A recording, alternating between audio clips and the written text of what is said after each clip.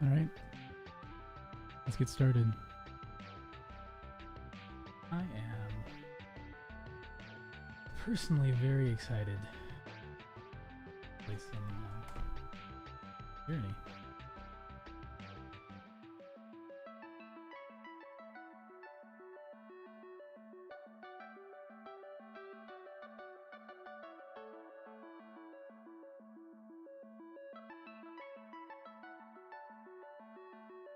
There's, I don't know. This game has been living rent-free in my head for the past few days, basically since I started on Saturday. I decided to give it another shot.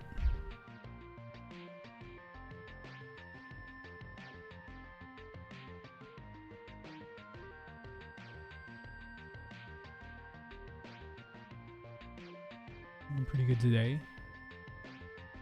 I was actually extremely tired, but then a nap. Feel a lot better now. I was actually thinking about not streaming, even though I really wanted to play this game.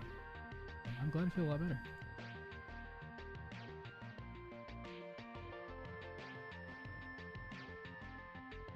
Ooh, that's loud. Good.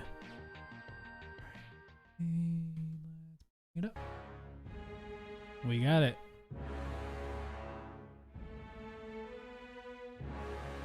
Okay, come on. Let me click it. Jesus. Okay. Alright, we just got to Lethian's Crossing. And I have no idea what we're doing there. Let's see, I think some iron was stolen here, and it was supposed to be shipped to Lethian's Crossing. Is that what's going on? So, that's what we're dealing with right now. The lore skill can be used to impress characters in conversations with your knowledge or insight. It's also used for making massive fucking magic spells that blow everybody away.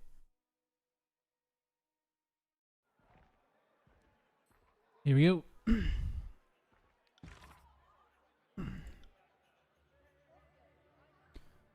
Where you sent the spire, you had a vision. When the edict broke, understanding this vision might help you grasp the new power. Okay, so we gotta gain access to the spire here. Ooh. Barrack wants to be freed. That's good. I don't remember him actually saying that. Go speak to the voice of Narat. We'll do that in a little bit.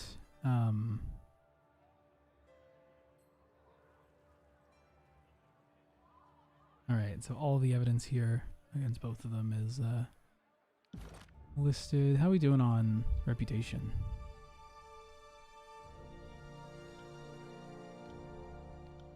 Not too bad, not too bad.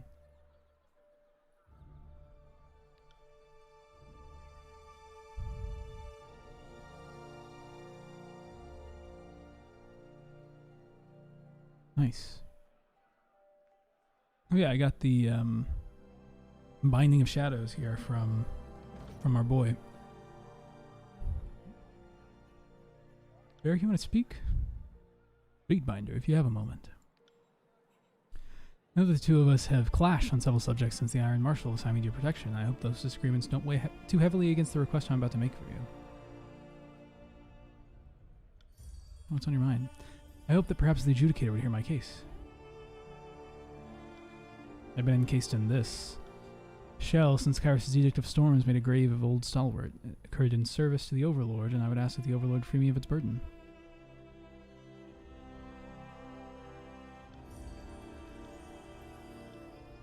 Okay. Let's be off. Oh, not just you. Was it tab that brings up everything I can interact with? Yeah, that's what it is.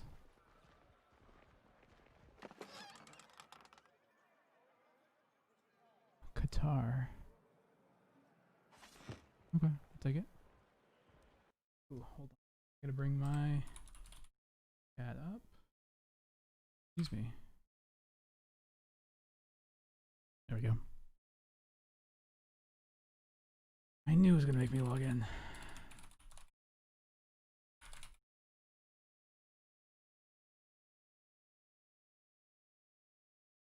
Let's see.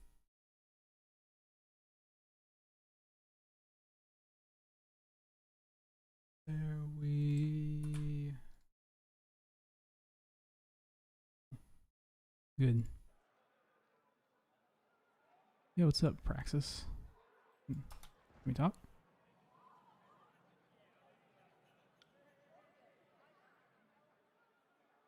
Found the seal in Vendrian's Well? I don't remember that.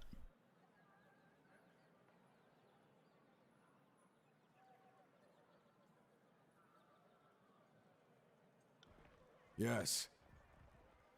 On it.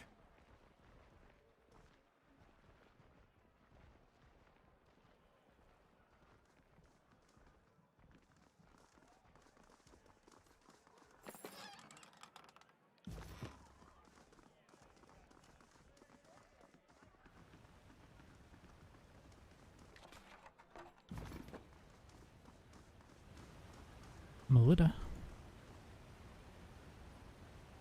Oh, you're not gonna actually talk to me? Bronze Great Axe.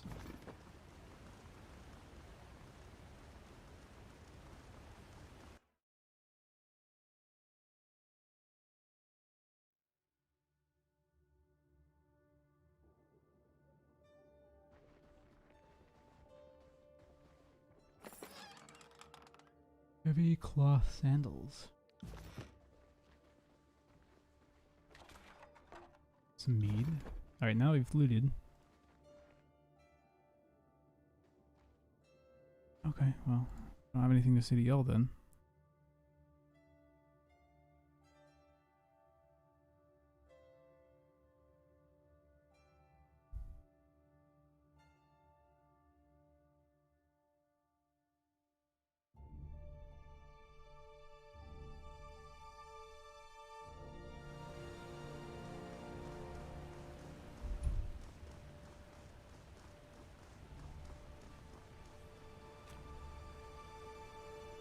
Artifacts are powerful magical items that, when wielded, grant their owner a new ability. Artifacts are known throughout the tiers and the Great Empire beyond.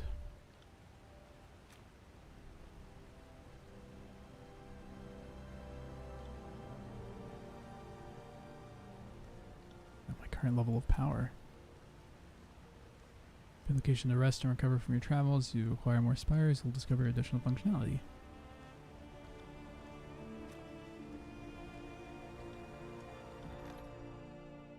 Oh yeah, I know I can hire people here, I believe.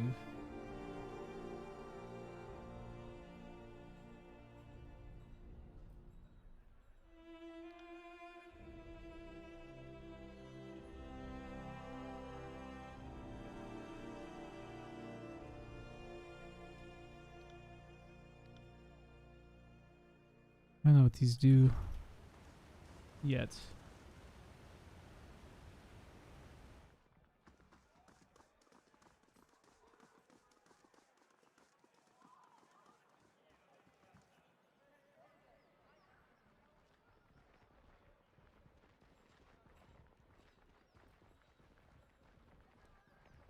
Is that all? I've got this. Sigil of Rooting. That's new.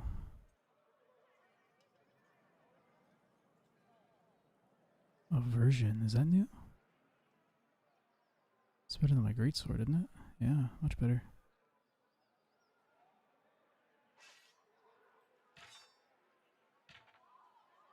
Much better than my spear, too. Recovery's not bad. Oh, cool. And it's a greatsword. Ah, this is the seal. Sigil from the merchant house, hand over quill. That's what I was looking for.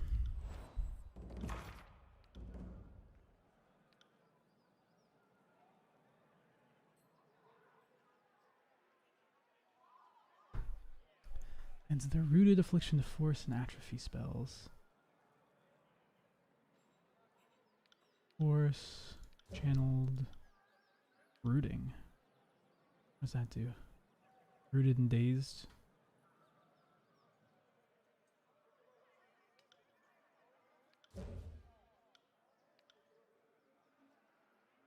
So I can root somebody far away, right?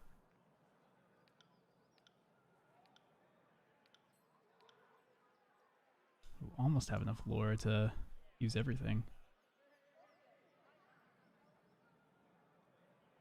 I think all the range and stuff will be pretty good.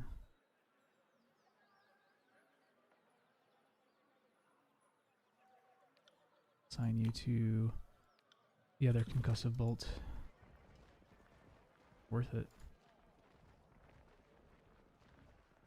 Is there a way I can get this to automatically display where everything is?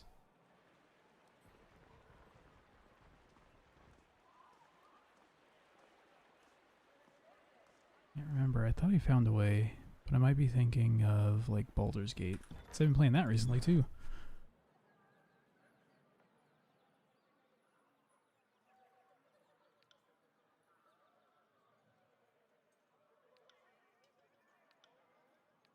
Like show tooltip.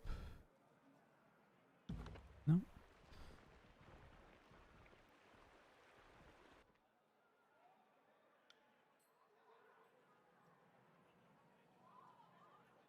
Harchan Bronze might know.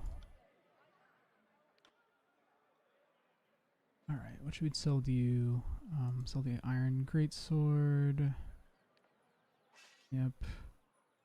I don't need this Iron Walker armor. Or these boots. Ooh, these Horde bracers are pretty good. Oh, but the Bindings of Shadows. No, we're gonna use that.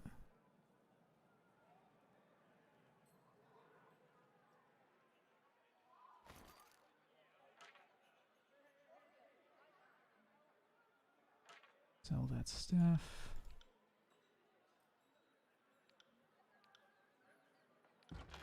This is what we're looking for.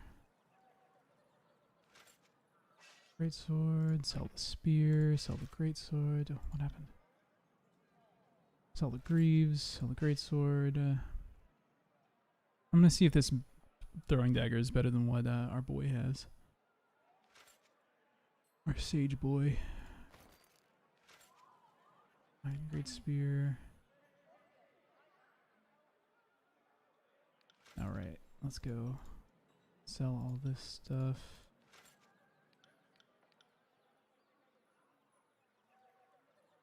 Ah, yeah. Sell that as well since we already know it.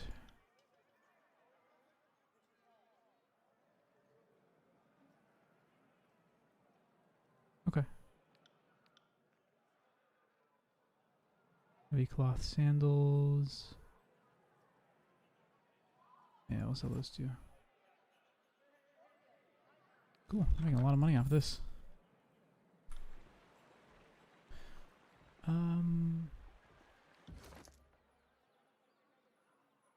Oh yeah, I'm gonna take a look at their equipment real quick.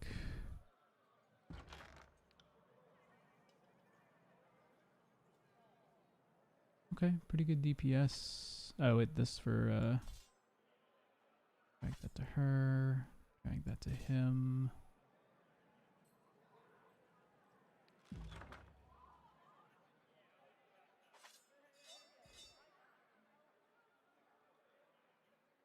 Is that any better than... So a lot faster recovery, more DPS.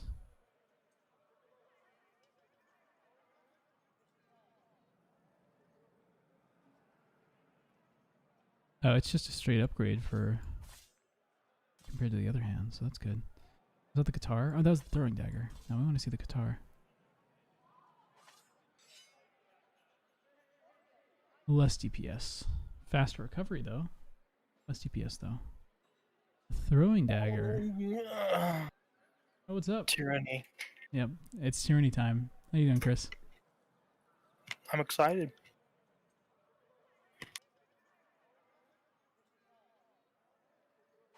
I'm doing well, but I'm excited to watch you play. That's good.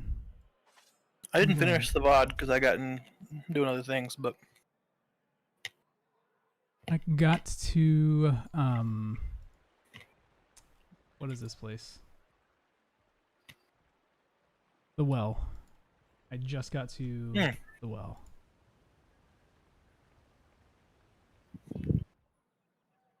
no, you're at the Lethian's Crossing. Yeah, Lethian's Crossing. That's what I meant. Yeah, Vedrian's Well is the other place. Yep, you already finished Vendrigan's Well. Yep. Fatebinder, I need your help. These coarse fools are dominating the brothel's workers' time, and I can't get the stud of my choice because he's always occupied. My work isn't getting done. Fix it, please. Let me get this straight. You want me to help you have sex?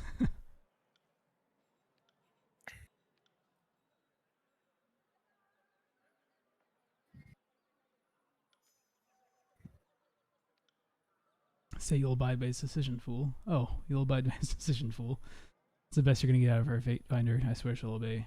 I need to relax in a very specific way, and there's only one person who can do that for me. These Scarlet Cretans are always using him, and I don't get any time. I know they're doing it on purpose. Normally, I'd say I'd be willing to share, but their behavior is deplorable. I want exclusive use at their expense. Did you tell them they can't use him anymore?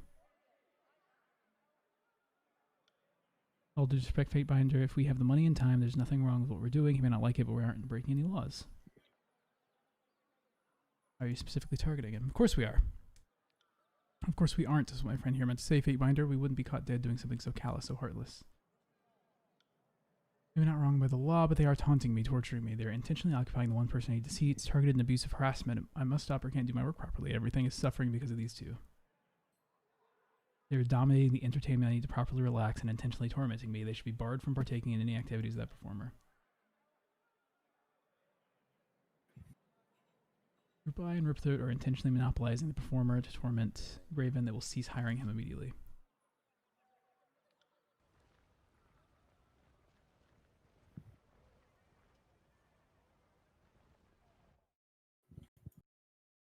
Well, that was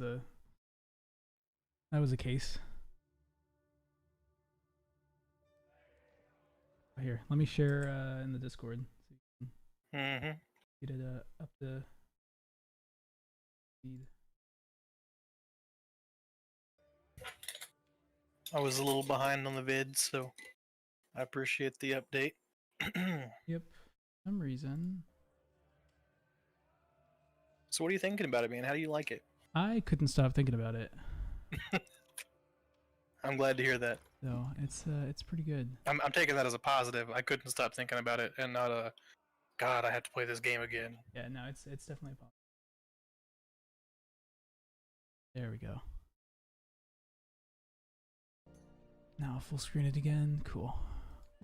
Yeah, Like, no, I've played a ton of RPGs, CRPGs, even quite a few isometric RPGs, right? Mm-hmm. But nothing quite Tyranny. Yeah, I actually played a couple today, because I wanted to scratch the itch, but I didn't want to go on off the stream. So I played Baldur's Gate, the original Baldur's Gate, and I was like, a good choice. I couldn't quite get into it the same way. I think it's just because it's more D&D. Yeah, and it's pretty dense. It also is just very at the beginning, like, it takes some time to get going, it seems. I didn't quite get enough time to get going. I mean, you're stuck in Candlekeep, yeah. Mm-hmm. I get it. I've played through that one a number of times, so familiar. And actually more familiar with that struggle than I'd like to be. Of being stuck in Candlekeep. But big fan of the game and the series. Yeah, I actually also bought the third one because I was like, oh, I'll play something a little more modern. And it's still very much in early access. Oh yeah, I got that feeling. But I played a just pure fighter, like nothing fancy, big two-handed sword, pretty dumb, and I failed all of the rolls that I think would have let me get like companions until I got up to like the wizard. And by fail all the rolls, I didn't fail the roll on getting the guy that seemed like a thief. I just killed him because he almost killed me. So I was just like, yeah, screw him. And then immediately after after meeting up with the wizard, I went to the next area, did a critical miss, a chandelier fell on me, and I died. Well, that's D&D, isn't it? Yep. So that was fun. I think I want to do I forget that 5e has the like unlimited cantrip casting. Yep. And that's nice. I started playing as a wizard, and I could use his like fireball spell pretty much infinitely, and I was like, oh, okay, this is what I want from a wizard. That's the whole reason I didn't want to do like a wizard or a sorcerer in Yeah. Baldur's Gate, the first one, because it was 2e rules where you can't unlimited cast anything. Yeah, cantrips aren't really a thing. Yeah. Yeah, I'm playing as a warlock, which is my preferred class now, I guess. Hmm. And you just hanging out in the whorehouse, sneaking around. Yeah, I did not mean to sneak. I'm just alt is what shows loot and interactables in Baldur's Gate, so I'm having to switch back to tab. Yeah, makes sense.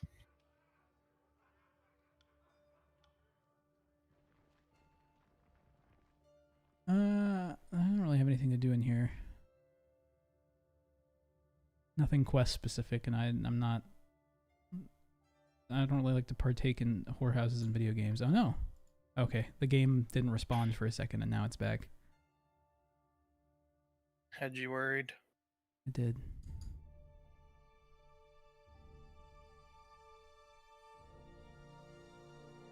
Sure does take a long time to load this place. That's weird. Yeah. Greetings and salutations, and welcome to Lethian's Crossing, home of the best merchant in the entirety of the tiers. That would be me. Harchian Bronze at your service. What can I do for you? Suspected as much. So far off the normal trading routes, but why there, why then, and why now? Maybe you could start telling me about the merchants. Of course, this sigil belongs to the Handover Quill Merchant Company. What can you tell me about the merchant companies? Oh, there have been several over the years, and they've thrived or struggled in this new age of the law. There are the Jade Marmots, the Lace Fringe, the Linked Rings, and of course Handover Quill. Don't let me forget the Visitors of Prosperity, the Yellow Moguls, Tenfold Pallor. He trails on for some time. Handover Quill were once a powerful trade organization that, well, let's just say you don't want to get between them in a contract. What with Tunon's new laws in the Bastard City, the Quill slunk into the shadows of Kairos' authority, trying to keep a lower profile. If you are involved in any of their dealings, stay far away.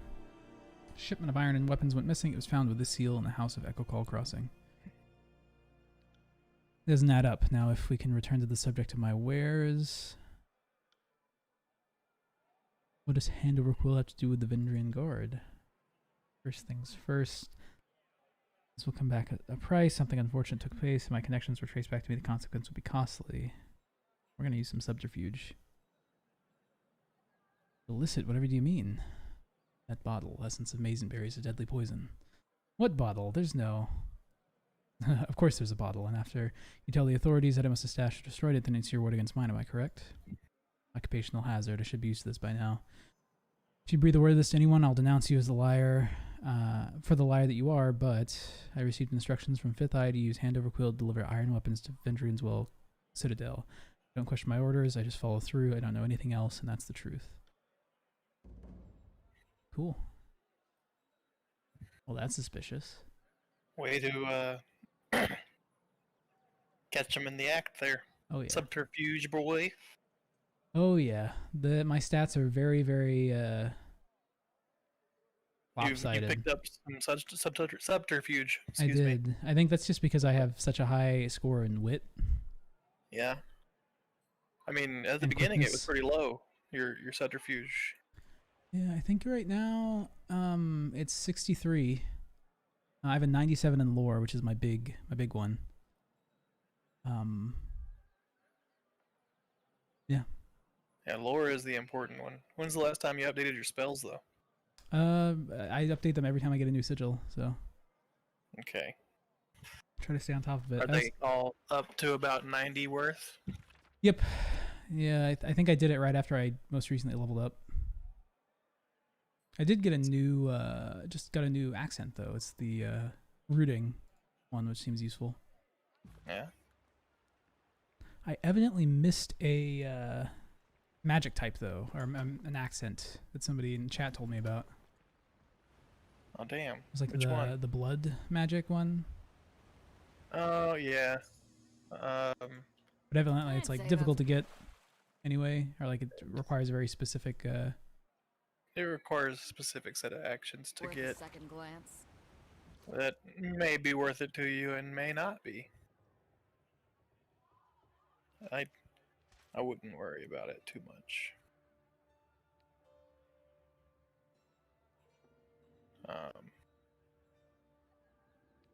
I'm going to give my tank some stuff that gives him a little more protection.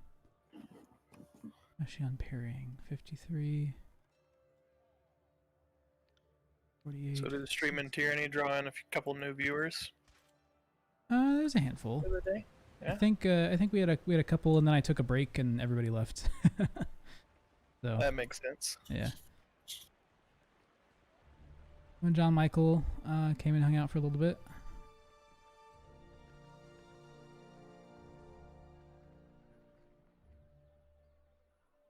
Please get this coarse thug to leave me alone. Flick has been demanding a discount on my wares. On top of that, he's driven away several of my regular customers. It's unacceptable. He's done being unreasonable and unfair after all the course has done for you too. I will adjudicate this matter. Pete Biter gave Lethian's crossing to the course in the first place. He'll support us again, so... Like I said, Flick and his chorus gang want a discount on anything they buy from my store. I do that and it'll probably drive me out of business. Are you overcharging? Ask any other merchant in town. They'll all say my prices are quite comparable to theirs. Alright, like you merchants won't stick together to protect your sorry asses. Would giving chorus soldiers a discount be bad for business? Not much, but what kind of example would that set? I'm a loyal citizen. Does that mean Kyros' soldiers can tell me how to run my store? Be giving discounts to anyone else? Of course, every merchant has a favorite customer or two. Flick isn't one of them. Tell me your side, Flick. Of course, works its ass off protecting Lethian's crossing, so a small discount when we're buying equipment from local merchants seems fair. Why do you need to discount the course already equips you? Sure, but the quartermaster is slow and sends the wrong stuff sometimes. Make that a lot of the time. It's usually faster to buy what we need right in town. Are you driving away other customers? Maybe a few, yeah, but Theric can afford it. Can't you go somewhere cheaper? Why do you need to buy from Theric? You think I didn't try that already? Theric's stuff is what we want. It's the best. Yeah, that's a compliment.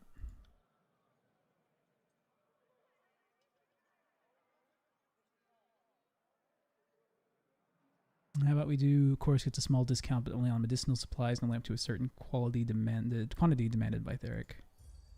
It's far too reasonable. Yeah, we're gonna be... I'm basically, I mean, I don't know how much you saw the VOD, but it was... We're neutral between everything. That's how I'm playing. Trying to. Yeah, they forced my hand with the Starlight Chorus versus disfavored. Who did decision. you end up picking to take over the well? Scarlet Chorus. Yeah? Yeah. I liked the voices better as a character than Odin. Whatever his name is. Graven Ash. Yeah, Graven Ash. Graven Ash protects, man. He's pretty cool. But I don't know. The chaos kind of appealed to me a tiny bit more. My first run, I went disfavored, I think, but I have since done a lot of things. Mm-hmm. You know, you know how it goes. Oh yeah. Not gonna spoil it for you, but there's a lot of different ways to do things. Almost every quest has its own, like, optional way to do it. Mm-hmm. That's what it seems like. At least 2 options, usually 3 or 4. Yeah, I'm kind of glad about that. I feel like the characters that they've given me fit my party pretty well, or fit my character pretty well. I guess they kind of give you one of each archetype. There are more. I would assume so. I mean, I've already gotten the water mage 2, but Ebb. Yeah, Ebb. But since I'm kind of a mage, I don't know. I kind of want a more balanced party for now. So I also like how I can just take everything from everybody. Oh yeah, man. Anything that's not locked down is mine, and nobody cares. And then turn around and sell it immediately. Right to the person I took it from.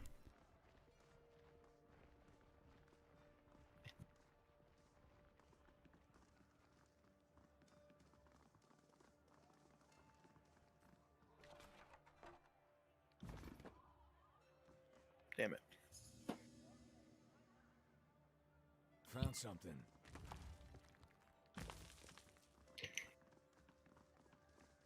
My character has a lot of subterfuge, but so does Lantry.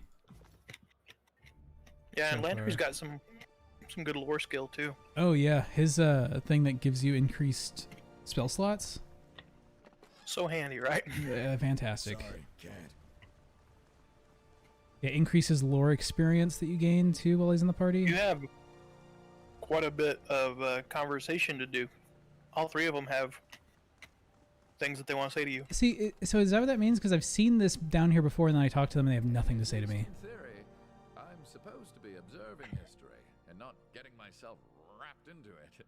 All the same, this is the thrill of a lifetime. Rarely does one stand so close to monumental moments in the making. For the moment, the Scarlet Chorus could be considered an ally. Let us hope the Archon of Secrets continues to find you entertaining enough to remain friends. The disfavored, on the other hand, will be a certain threat. The Civil War has removed Ash's pretense to play well with others.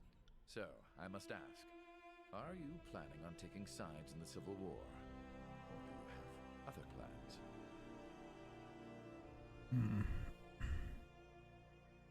Your plans are your own, until they plunge the rest of us into misfortune. But I shall not pry, not now, at least. Know that your actions at Vendrian's Well have earned you the attention of the Tears. Your reputation will attract opportunity and disaster, likely in uneven measures. Whatever you do next, consider that many eyes will be upon you, for you have both delivered and taken away the Overlord's edicts, and few will know how to make sense of the latter.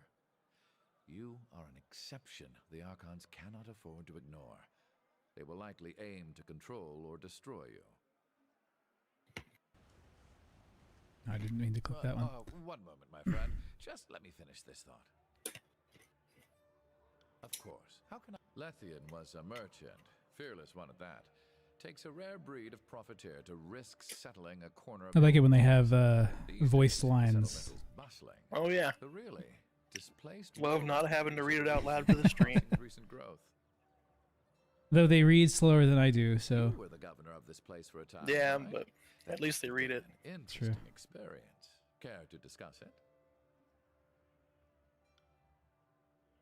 I appreciate the exposition. Future generations will enjoy the nuances of your life. It will matter far more to them than it ever will to you. Such is the madness of fame. Of course. How can I help? Lethian was... Of course. How can I help? no, is that just gonna stay Lethian was highlighted? a merchant. Of course. How can I help? Weird. Are you Mhm. asking for an objective assessment? Or is this your way of saying you want to gossip? You must have some leverage over him, as I would have thought he'd lead us into a disfavored trap long ago. Or maybe the Legion is just that polite? I must admit, I am completely fascinated by his predicament. Ever tried diagramming the articulations of his armor? Don't. It'll only lead to madness and ruination. I know little of swordplay, and couldn't work a curve and arrow to save my life. I can't really comment on the lady. Lady, you're just afraid to talk in front of me, clear as day. Your sweat is easier to read than your ink scribbles. No, not at all. I just don't know how to comment on a warrior's worth, that's all. Spare me your blather. Huh. Think that, do you? Didn't know you had such swollen hope for me. A most fascinating specimen. I think she has great potential. A dangerous amount of potential, to be blunt. The Scarlet Furies are the fighting elite of the Scarlet Chorus, and that means floating to the top of a sea of blood and chum. We should consider ourselves lucky to have her on our side, with her weapons usually pointed away from us. Good tidecasters stay underwater. Kairos did the Tears a favor by erasing those moon howlers from history. Moon Shame howlers. one of them escaped justice. She has her uses, as does any thug or brigand. I just hope you have some means of keeping her in control the day she thinks herself strong enough to take us. I am nothing if not a... Someday, someone half your age will ask you to sum up your life, and you'll realize what an odious request that is. Well, where to start? I grew up in Sunder. I was born right after independence from the realm of stalwarts, so yeah, do the math and you'll realize I'm old.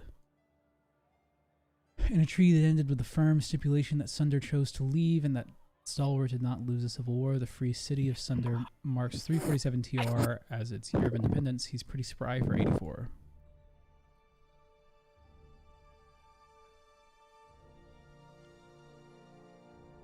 Any other family? Irrelevant. If they exist, there's the strangers. Family ties are severed when joining with the sages, at least in principle. The school has had its share of favoritism for blood relatives. As a novice, I was assigned to the Dovecotes, where I learned how to raise and groom birds to carry missives, and most of my early tomes are on that subject. 10 years and several tomes later, someone decided I was ready to be welcomed into the inner circle and shown the ways of magic.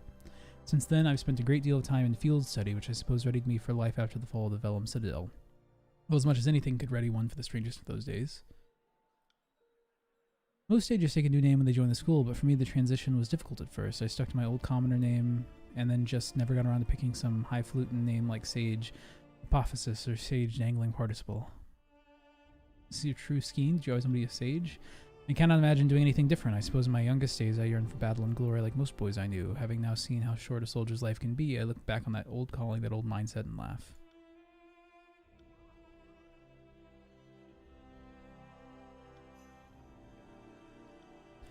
I was on the take from the voices of Narat, or at least an agent of his sent me to the School of Ink and Quill 30 years back. It'd be years later until I made the connection to the Archon.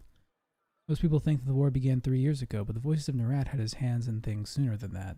I was part of that early invasion, an eager kid happy to accept a 30-year assignment that comes with an education.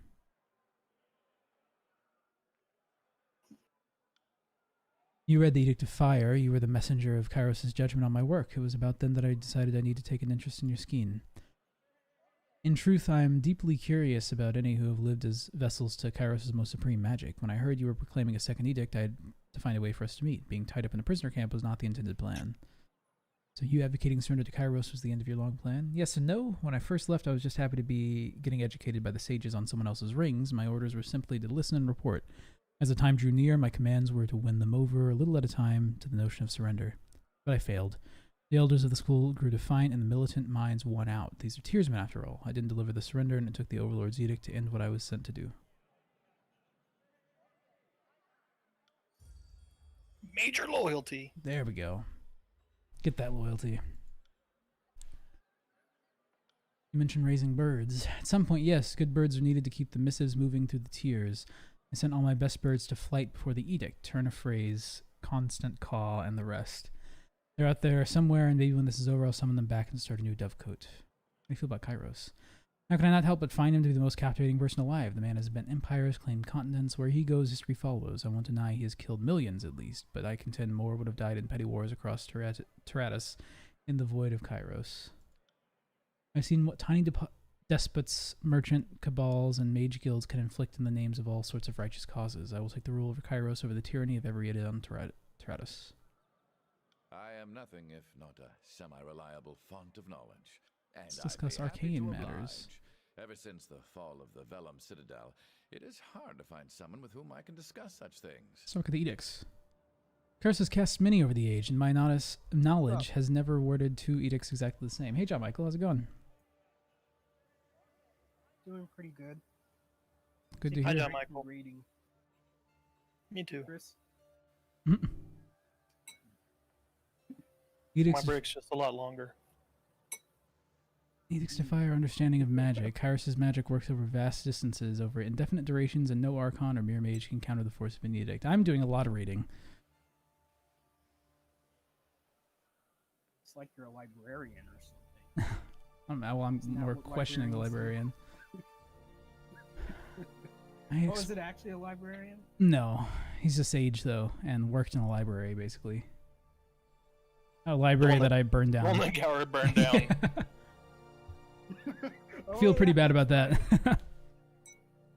I explain it to my students now like you do? this. What? Oh yeah, now I do, yeah. A spell is to an edict as a drop of rain is Oh, to a it's nice that they- hurricane. What's up, John Michael? I was just saying it's nice that, well, I know you did that in the very beginning, but it's nice how it's affecting the story. Oh yeah, I mean, I'm assuming that's going to be a thing throughout the entire thing, is decisions I made in the beginning rippling out to later parts. I'm assuming that's why I like the you way played it it's- so much, Chris? Yeah. Yeah, the reactivity is a huge deal for me. Mm-hmm. Yeah, I'm really liking the way they're handling it. Mm-hmm. From the like minute or two so far, Mm-hmm. or your description.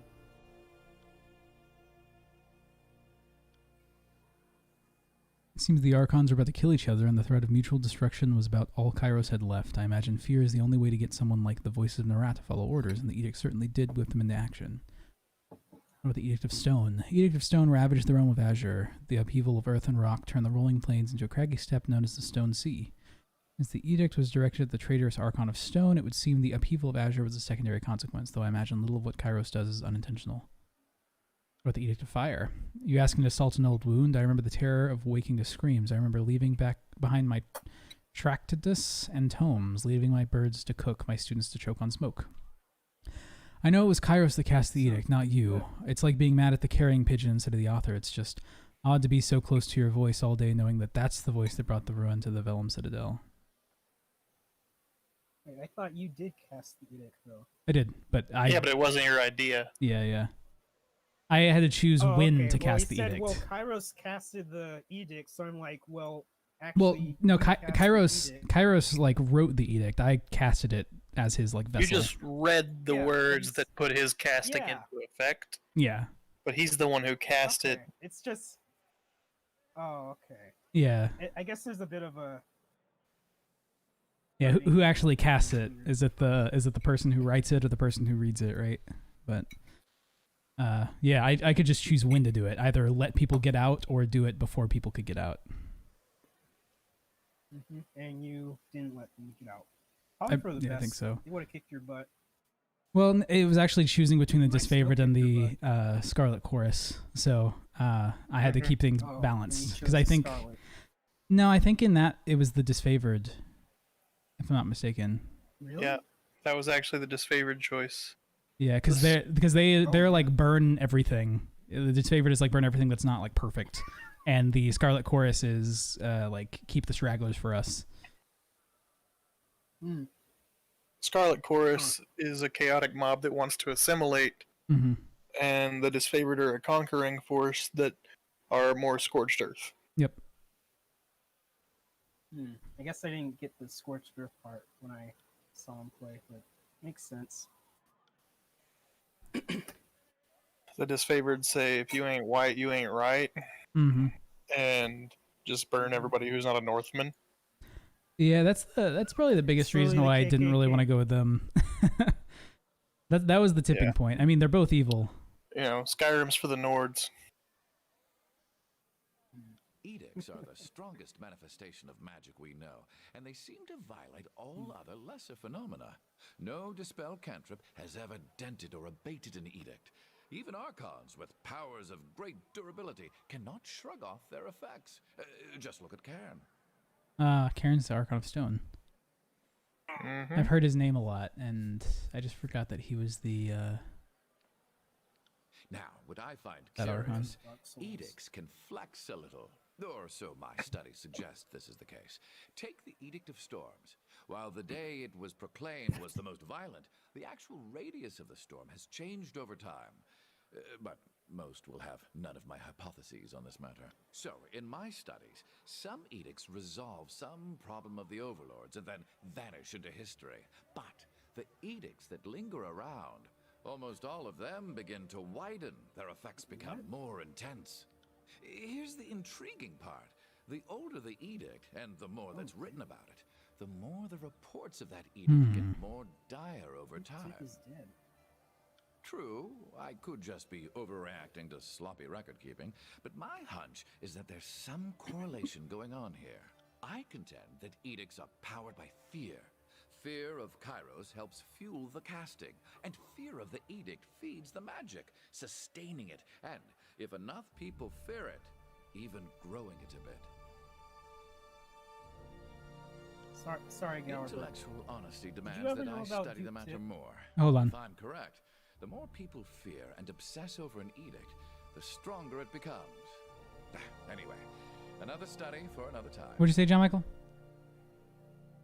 Did you ever hear about Duke Tip? No. The town I. Oh, okay. it shut down after 40 years this year. It's a It had town? summer programs for what? It's a town? Is that what you said? No, it's a talent identification And program. I'd be So it's happy like to you take the oblige. SAT Ever since and the they fall let of you the go to Vellum summer Citadel, it is programs hard to for find gifted someone with whom I students. can discuss such things. Yeah, I've never heard of it.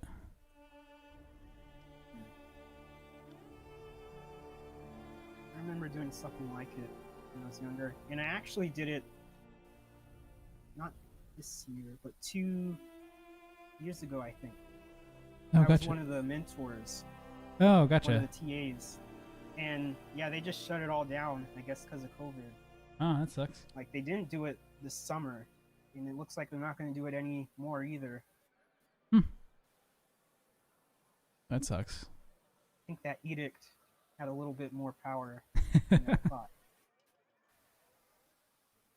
The Edict of Plague. Yep. The Archons all have magical powers that are intuitive. When the voice of Narat pulls out someone's mind or Graven Ash protects the soldiers, the magic isn't a sign, spell, or ritual to them. It's closer to flexing one's hand. Archons are the, what's the word for it, axiom of magic, the root of magic, spell pioneers. I'm sure this analogy is off in many ways, but I see Archons as the mothers of original magic and everyone else just imitating them. Every guild or school of magic will ascribe a different name to the theory. All mages inevitably stumble upon an inescapable fact. Only the Archons can will magic into being. Everyone else can only cast magic by invoking the sigil of an Archon that has come before. None know how the Archons do their magic. It seems to be different with each Archon, but theories suggest that once an Archon starts to invoke their powers, anyone else who comes after that Archon could, with the proper knowledge, tap into that power with the proper sigil and know-how. This observed law has given rise to a common question from young students. Could one guess at a sigil of an Archon not yet born, or not remembered by history, or simply unknown to the caster and successfully cast a spell? Experienced mystics would tell you this is impossible, for they know that it's not enough to just mimic the gestures of the sigil. One must have willful, conscious knowledge of the Archon and the intended power being channeled.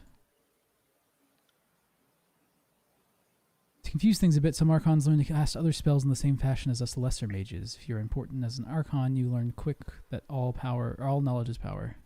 I've studied many of the Archons for many years. Compared to the other sages, I'm an expert on the subject, which is sad because I feel like I've still so much to learn. Are they all loyal to Kairos? Officially, yes. In actuality, no. Those with true gift for magic always come to the attention of Kairos. A few manage to evade attention for a bit. The School of Tides was founded by one such uncontrollable, but these are history's exceptions. When we write biographies of the Archons, we often refer to them as exarchs in their formative years before stepping into their prime, but officially Kairos is supposed to grant all titles of Archon. It's quite the faux pas to self-appellate. I was an Archon born. I think we all dream of one day waking up and being an Archon. Given some of the madmen and loons that have exhibited mystical greatness, it can seem unfair that the rest of us can't do it. I can say with confidence Archons aren't born, they become. Graven Ash is a good study of this. Before he was the Archon of War, he was a successful commander, each victory more daring and glorious than the next. Somewhere along the way, his leadership took on mystical qualities. The Graven Ash we know today can reach out and protect his soldiers from harm, but maybe at first he could just protect those near him. I wouldn't know for certain, but all will attest that he didn't have this power his whole life. And I'd be happy to I gotta oblige. go. Ever since the fall of We've moved our the Thursday secrets, board game nights to it's hard Mondays, find someone with whom I can so- discuss such things. Now I've got to be in the other one, Gotcha. but that should free me up for Thursdays. Yeah, can play Among Us. Yeah. All right. Talk to you guys soon. Yeah, see you, Chris. Have a good one. See ya. Have fun. I will. You too. Oh, I will. I'll have fun too. And I'd be happy to oblige. Ever since the Yeah, right, he fall of didn't tell you to have Citadel, fun. It is hard to find. What do you want to know? Let me put this I stuff think away. you know all I can teach you. What sort of magic did the sages teach you? Sage Ascendant tutored me in the traditional sigils as a preservation, concealment, and healing, as derived from the bygone archons of Theravis, Fading Wrath, and the Orphan Midwife. The preservation magic is largely functional, sealing parchment, binding books, that sort of thing. All of us chroniclers learned concealment magic, as our ideal method would be to study events without contaminating the decisions being made. As for the healing magic, many of us modern sages study this a great deal. The school has a shoddy reputation among the common folk. I figure if they knew us healers and caregivers, maybe they'd start to change opinions. Healing is good though. True, but given how accident prone I can be, I think the person that benefits most from my magic is me. Certainly the most gratifying spells I know are the ones that ease pain and suffering that make me feel slightly useful. What can you teach me about signing magic? Scholars don't have a good word for what the Archons do when they cast magic. Couldn't tell you how Graven Ash casts his protection over soldiers, nor would I know how Blood and Mark consciously decides to move through a shadow. But when us mere mages want to cast a spell, we do so by signing the sigil of an Archon that previously discovered the magical phenomenon in question. It's debated whether Archons create new magic or just discover magic that was waiting for us, but such questions seem impossible to answer while sober. You have more to talk to me about? One moment, my friend. Of course. How can I help? I'm taking a lot of notes. All kinds of things. My mind is old. Memory's a sieve. Keeping track of you, noting what I hear of the war, scribbling down reminders to myself, that sort of thing. Well, yes. If I'm worth my weight in tin as a craftsman of record, future generations will know of you. So yes, the Archon of Posterity sent me. You seem troubled by something that ought to be an honor. Oh, certainly not. But it depends on the ink I'm using. Too much cerulean and I can't sleep. But just the right amount, and I can write all night. The red ink will give you swamp bottom if you drink it, but absorbed through the skin, it'll make you taste colors and smell music. Speaking of which, I should change out my tip. I use 3 kinds, sepia, cerulean, and a red that's never the same shade. My recipe needs work. I like having 3 colors, but they also provide different states of mind for writing. I can't in good conscience poison you.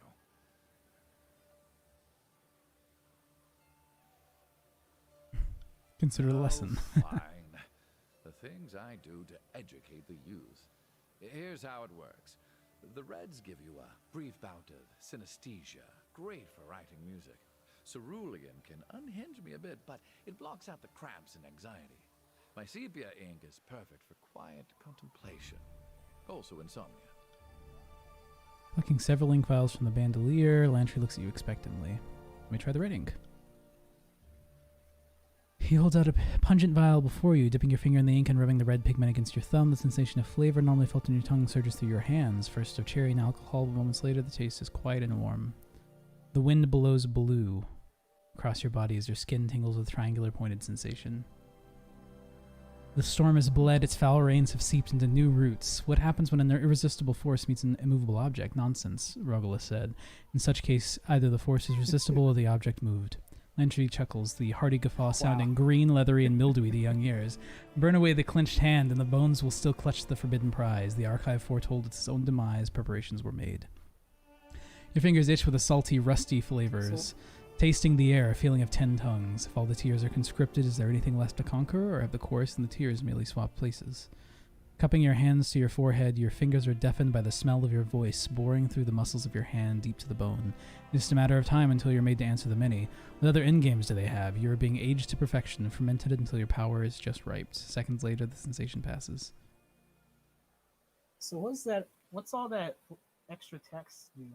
It's Is it like, what does it mean in game? It's based on my own knowledge of things. So it's either based on my lore stat or based on like people I've talked to. It's just based on the green stuff is what my character knows, I believe. Oh, okay. Oh, okay. I was about to say, he knows about Madden. Yeah. Or Right. something. What's this cerulean ink like? He holds out a small vial. You put a small dab on your finger in and taste the blue, viscous fluid. Aside from a chalky sensation on your lips, it seems to do nothing. Feel anything? Feel anything? Just random thoughts. Did you know that legally speaking, my word is the same as Tunon's word unless the Archon contradicts my word as a fate binder? Rogulis says the legal term for that is proxy. Decisive says Kalios' legal term is fuck you. I'm the law. What is Kairos' problem? Get off your damn throne and actually visit your subjects. How do we know Kairos isn't already dead? Or it's like a tile that gets handed off from mother to son. I spent 3 years slogging through the tears for this ass. You know what? I really don't know if Kairos exists. Like a double-edged sword. Why is that used as a simile for something that can hurt you when you use it? You don't actually hit your enemy, then yourself, then hit your enemy, then yourself, unless you're an idiot. Sure hope that doesn't catch on for the ages. It's pretty good. I'm gonna do the legally speaking. Does make a good point. On second thought, can you do the I narrative? shouldn't be poisoning your young mind. That should wear off in just a moment. We're Who's are some good. I like those one choices moment, he gave you. Right. Of course. How can I help? I want to keep talking to you, man. One moment, my friend. I am nothing if not a semi-reliable font of knowledge.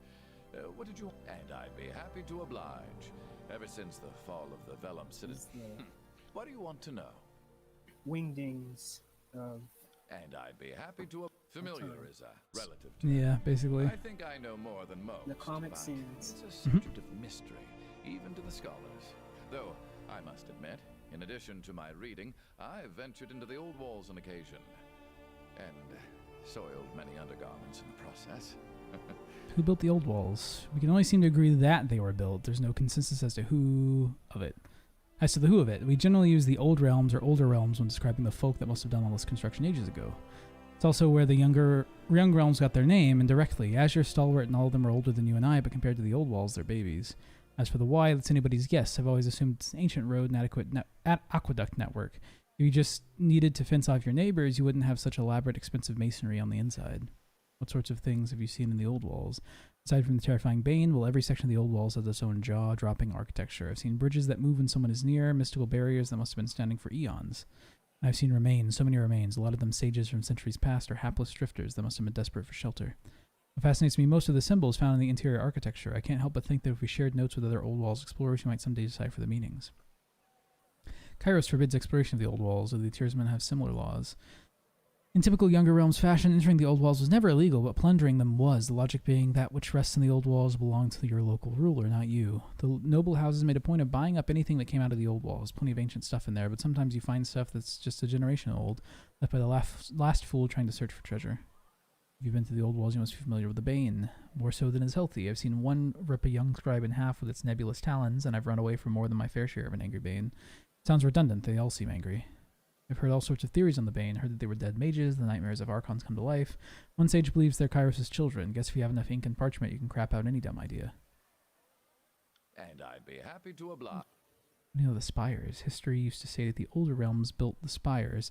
These days you'll hear children repeating that Kairos built them. Guess that's new history. There are spires all over the Teratus, though I don't know the count, maybe 40 or so. 5 of them are in the tiers, and generally the spires follow the old walls, often occurring at junctions in the old masonry. The mountain spire is a notable exception. The other spires in the tiers connect to the old walls, but the mountain spire is just freestanding, a sore thumb in the middle of the tiers. What's their purpose? Lightning rod, perch from which to survey the lands below, signpost for a society of folks that flew like birds. On this matter, I have only conjecture and flights of fancy. The best hypothesis I've heard is that they were built at the sites of major settlements now long gone. Maybe their haphazard placement is a hint about how the maps of old might have looked. Any idea why magic works better near the top of the spires, or near the spires rather? Sages liken the phenomenon to heat radiating from a candle. The air is just thicker with magic the closer you get to a spire. It can be deadly trying to work spells close to the spire if you aren't wise to the effect. I'd be famous if I could tell you why this happened. I've always assumed that they are the magical equivalent of river sources. Just as water endlessly flows from certain special sites, so too are there places where magic pours endlessly from a natural source. Any idea who built the structure on top of the mountain spire? Know any sculptors with superhuman strength and the power to fly? If not, I'm out of ideas. Structurally speaking, it looks vaguely, and I do mean vaguely, similar to the sculptures in the old Academy of Tides, but if that were the case, I think we'd know more. The symbols on the structure certainly look like they could be related to the symbols found in the old walls, but I'm all certain the structure was built by the same craftsman that built the spire. And I'd be happy to... You still have more to talk to me about? One moment. Of course. Lethian was... Of course. How can I... Lethian... Of course. How can I help? Oh, I hate it when that happens. So, the Scarlet Chorus and Disfavored are at each other's throats.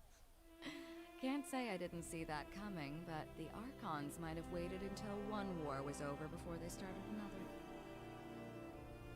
Think I made the right decision? Fighting with the Scarlet Chorus? I'll never doubt yourself for backing the winning team. The Chorus has the best chance of succeeding in the tiers. For all their skill, the Disfavored are too stubborn by far. Who can say? War is all about compromising your morals, deciding who lives and dies. What seems like a mistake turns into your greatest call down the road. I'll say this much. Our time like together rating is for me, anything but honestly. dull. What? My blades are yours for as long as you'll have me. I was gonna say, it's like moral dilemmas or What do you whatnot. need? To me, that's Mhm. kind of like rating. It's like I'm determining this person's Right. future in a sense.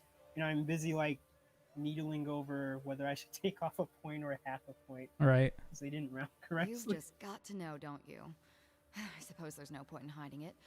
Barrick and I are siblings. Oh wow. I can We only share a hope that father, it if doesn't little matter in the else. end. I try not to think too much about some northern merchant dropping anchor in my mother's port, but it happened, and the fortunate result stands proudly before you. There were a lot of lazy days during the conquest, and among other things, I spent my off hours using messenger birds as target practice. You should have seen Ash's anger when he heard that was going on. One day, I snagged a bird that flew from the hands of a proud northern daddy. The missive was about the goings-on at the family farm. I recognized the name and handwriting from a note in my mother's belongings. There weren't too many people named Barrick in the army, so tracking him down was no challenge. I cornered him in camp, and we shared a few heated words. Some blackmail, even. She tried to extort rings from me, and I was having none of it. Not even Graven Ash would think less of me for our father's indiscretion. I like your confidence, but my ring belt is feeling a little light these days.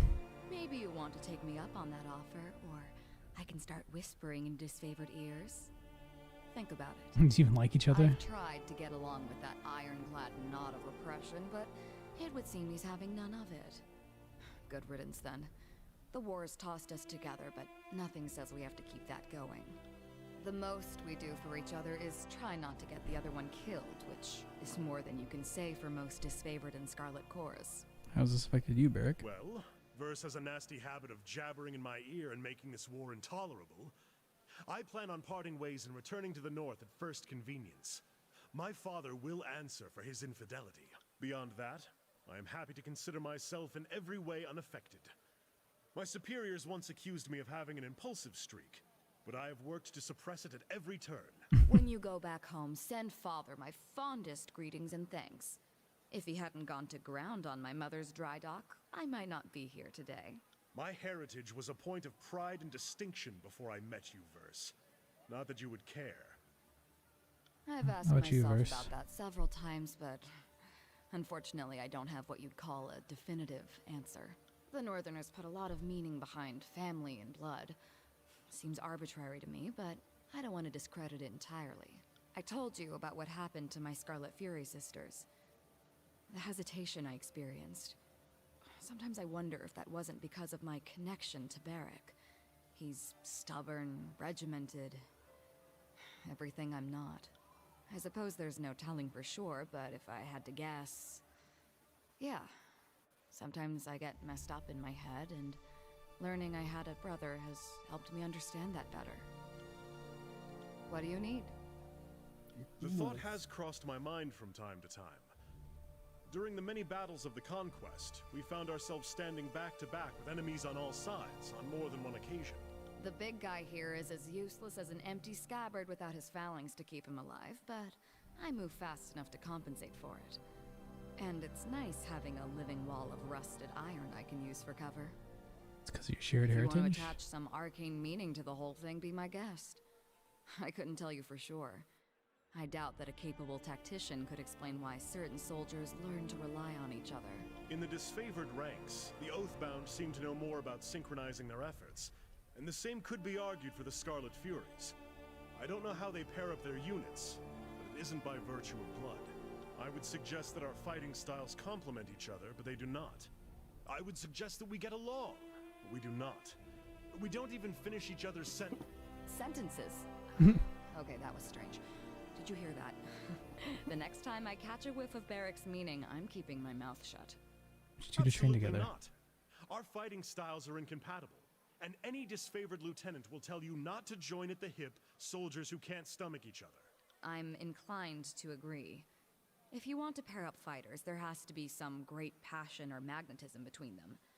We don't have it. If neither use up to the challenge, I won't force the Command matter. you to train Here, together. Versus temperament and unpredictable ways are an annoyance, but no challenge is beyond my skill. Verse, we should take some time to face off in the sparring fields. It might even improve our disposition towards one another. I'd rather watch you devour this, your armor one social shaved off media? spoonful at a time. Basically. But since that isn't going to happen anytime soon, I suppose I'll make an effort. At first I was a little skeptical about this game for some of the things, but the more I read about it, the more I like it. Mm-hmm. Yeah, I feel like games like these Just- really, really live or die in their details, and this game, I think, with the details of its characters, are really nice. The problem I have is with these sorts of games, like I'm gonna want to read all the text and go through like all the possible You betrayed Graven choices. Ash, the Mhm. Legion, and I feel like and that's our gonna northern take me country. forever to get through. As far as I'm concerned, you are a traitor to this campaign. And your office compelled you to support the cause of a raving madman? If you have no better excuse than that, Like, I would then look I have into all nothing the further to different say ways to you. to answer a Let us be question, clear on one all the point. different decision You have my trees. blade, but my heart belongs to And go Ash mad. and the North. I am a weapon bound to you only by duty, nothing more. Wow, Barrick. My Lord Binder, you have something which requires... What can I do for you? You don't like me very much, do you? Your deeds have earned you a measure of respect in my eyes, but do not mistake my approval for admiration. The question is irrelevant. Your support of the Voices Marat makes you an enemy of Graven Ash and no friend of mine. I cling to our allegiance and hope that will end the war and bring dignity to the disfavored. The thought has crossed my mind. The big guy here. Alright. They learned a new combo ability.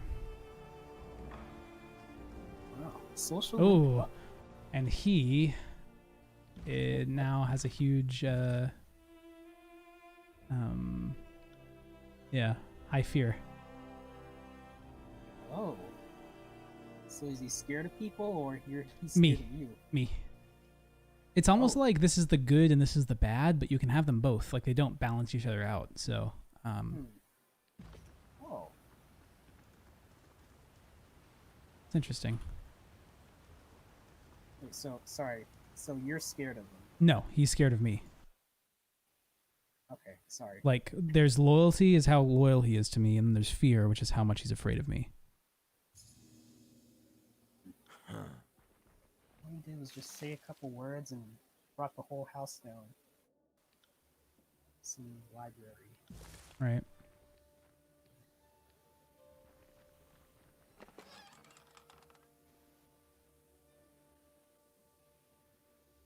Devastating. Oh, it just pushes people.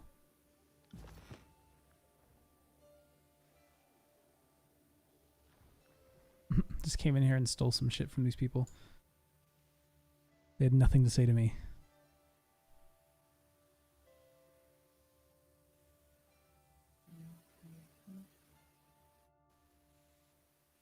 And this loading takes forever. Specifically for going to the outside of this area. Even with your SSD? Oh yeah. Wow.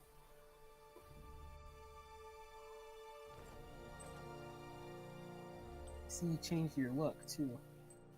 Yeah, I changed it to just be black because I had a difficult time telling him and one of the other guys apart. So you're still Frost and Shock, right? Yep. And a bunch of other stuff. Like I'm getting more more types of magic. So Oh, wait, really? Oh, yeah, the cool. magic's super cool because you get Made it sound like a bunch of cores. So I started with the core of lightning, or the sigil of lightning and the sigil of frost, but I have all these other sigils. And so like I have the sigil of force, for example, and I have a bunch of ways to express it. There's actually, if I go to another one, I have 3. I have the it's like affects a target near me. It chooses a distant target, or it makes like a cone. And so if I pick like lightning and a cone, I get the fulmination spell. But then I have a bunch of things that can accent the spells. So like fulmination, for example, I can make it stronger. I can give it a wider range, and I can make it more accurate. And then I have, it requires a certain amount of this lore. cost more mana? Nope, it just has it requires my stat to be a certain amount. Cool. Yeah, so I've invested heavily in this lore stat. It's my highest stat by far. So It's like Perry's. Oh wait, Perry. I guess it's on a different scale. Parry's pretty good. Looking at the blue bars. Oh yeah, that's just levels. So when that bar fills up, I'll get 57 parry. That's the amount of experience that I have okay. in that. Yeah. Very cool. Oh, can you talk to the kitty? Oh. I probably can. But it's going to take 3 years to not only load the inside of this place, but then load the outside again. Can't do that. Don't miss that, though. What, they can't do that? Yeah. The loud, like, noises and stuff. It's not like I want it to be like a different accent or anything, but it's just like kind of jarring. I think, like you said, it's like, oh, I guess well, that breaks the rhythm just a bit. It's a tiny bit, but it's no big deal.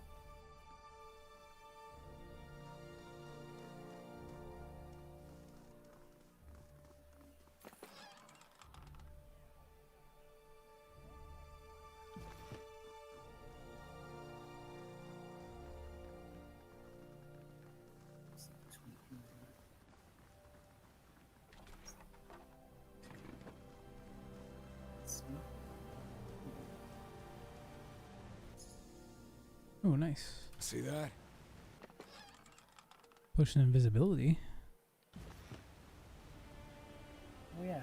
How long do potions last? I think it just depends on the potion. That one lasts for 30 seconds. Oh. Well, I guess it affects everybody. No, I think it would just affect one Wait. person, but I could split them off. Like I can control them all Oh, separately. in So, combat. well, even out of combat, like if I needed to sneak past somebody, I could use it on one person and just have them sneak. Oh, okay.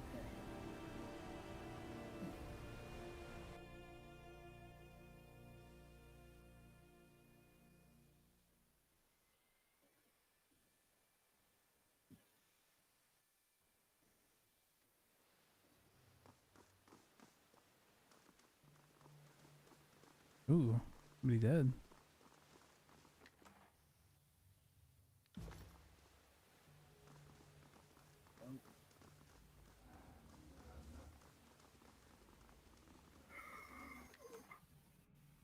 Scarlet Fury Scythe. I feel like I remember hearing Curious. the higher-pitched girl in your group from the trailers. I'm wondering where that girl shows up. Yeah, I don't know. Scarlet Fury armor. Maybe I can give that to Verse, who is a Scarlet Fury. It's just Scarlet Fury team all day. Just Team Scarlet Fury. She's basically their mascot. Opportunist, what does that do? 20% bonus damage on... Oh yeah, I gave her that. Let's give her this. Now what about that Scarlet Fury weapon? What even changes? Oh. How much does this game cost?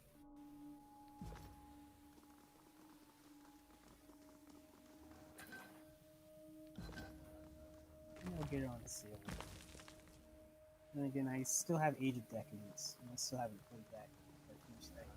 What is that? Is that like an Age of Empires? No, it's kind of like the game you're playing right now. I want to say it's like Baldur's Gate, Gotcha. RNG, like turn-based sort of Thick charcoal rubbing. real-time sort of combat.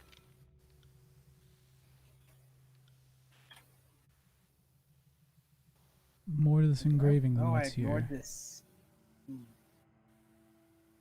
No, reconstruct the original image in its entirety. Yeah, 2016. It's all in the reflexes.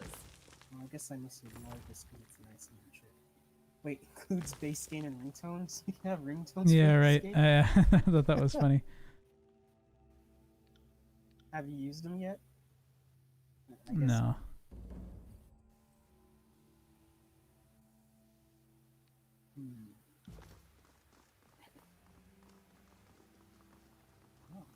Oh yeah, this is the spire that I'm in right now. That's right. I forgot the significance of this place. Just after reading.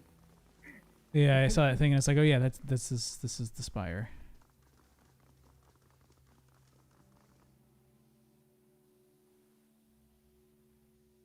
kind of dead. I'm seeing a lot in this room I'd like to sketch. But we should keep moving. This chamber immediately reminds you of the Ascension Hall. An intricate rune running along the floor can only mean one thing. You stand at the feet of the Great Spire. Each step you take echoes across a great distance. As you gaze upward, the sage-colored walls quickly give way to unending blackness. The rune in the center of the floor is inactive, and the silence of the hall offers no clues as to its use or function. You feel a slight tug in your chest, a faint echo of the energy that enveloped you at Vendrian's Well. Hold a moment. If my sense of direction is all reasonable, we are standing below the spire in this region. What do you know of the spires? Not as much as you, I'm afraid. Until our time at Vendrian's Well, I didn't realize there were ways to access the upper reaches. Speaking of which, I'm certain there's a way to access the top of the spire as well. Let's keep our eyes out for sigils or glyphs nearby. Let's start with the grooves and stones on the floor over there. If it's like the spire at Vendrian's Well, whoever built this created a mystical conduit to the top, and I think very, very unlikely the pattern is purely decorative. Okay, what we saw. Okay, any bets on which sigil unleashes more scourges?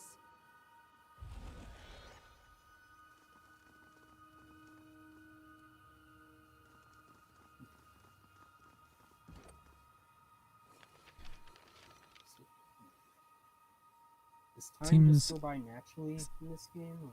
Yeah, it does. I can pause it to do like turn-based stuff, but So if you so if you sit around and do nothing for a while, it's just gonna go to day 4. Yep. And then eventually just so now I have a good idea what this looks like. you have to do that A to diamond and some triangles. So if I do a diamond, Oh.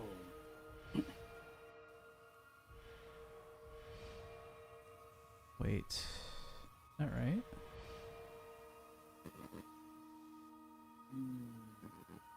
Wait, what about the 2 triangles? Not that one. Yeah.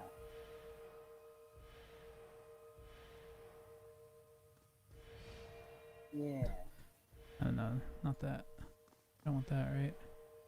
Well, I see one sort of weird triangle thing.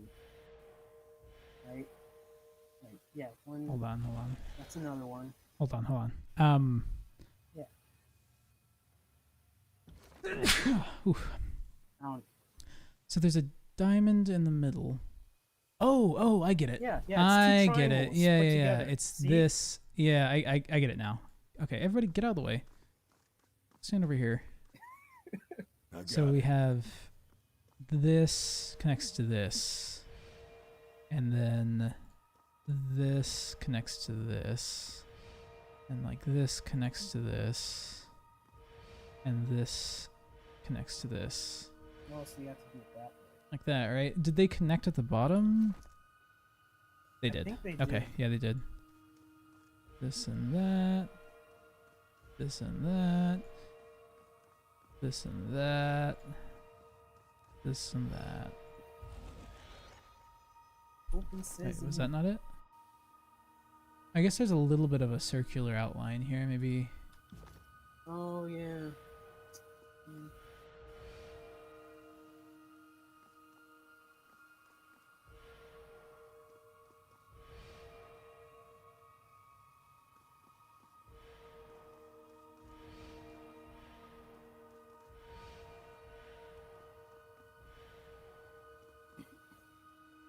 On it.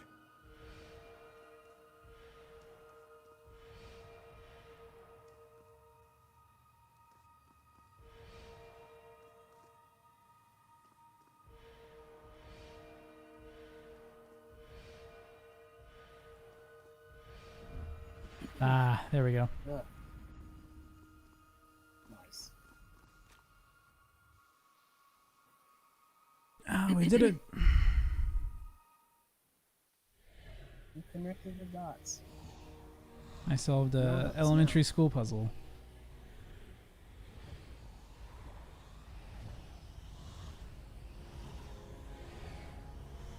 It was kind of hard.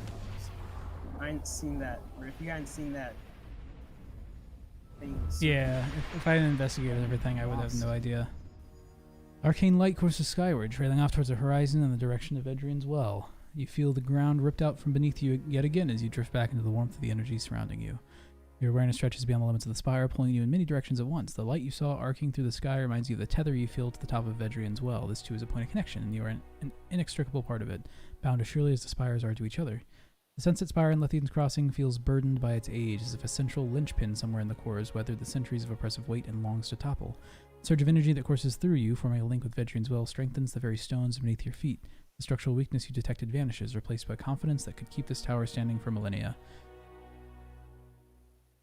And tell me where you're writing from, Lantry speaks aloud as he pins his missive, and how to reach you, and I will send you an iron ring for your trouble.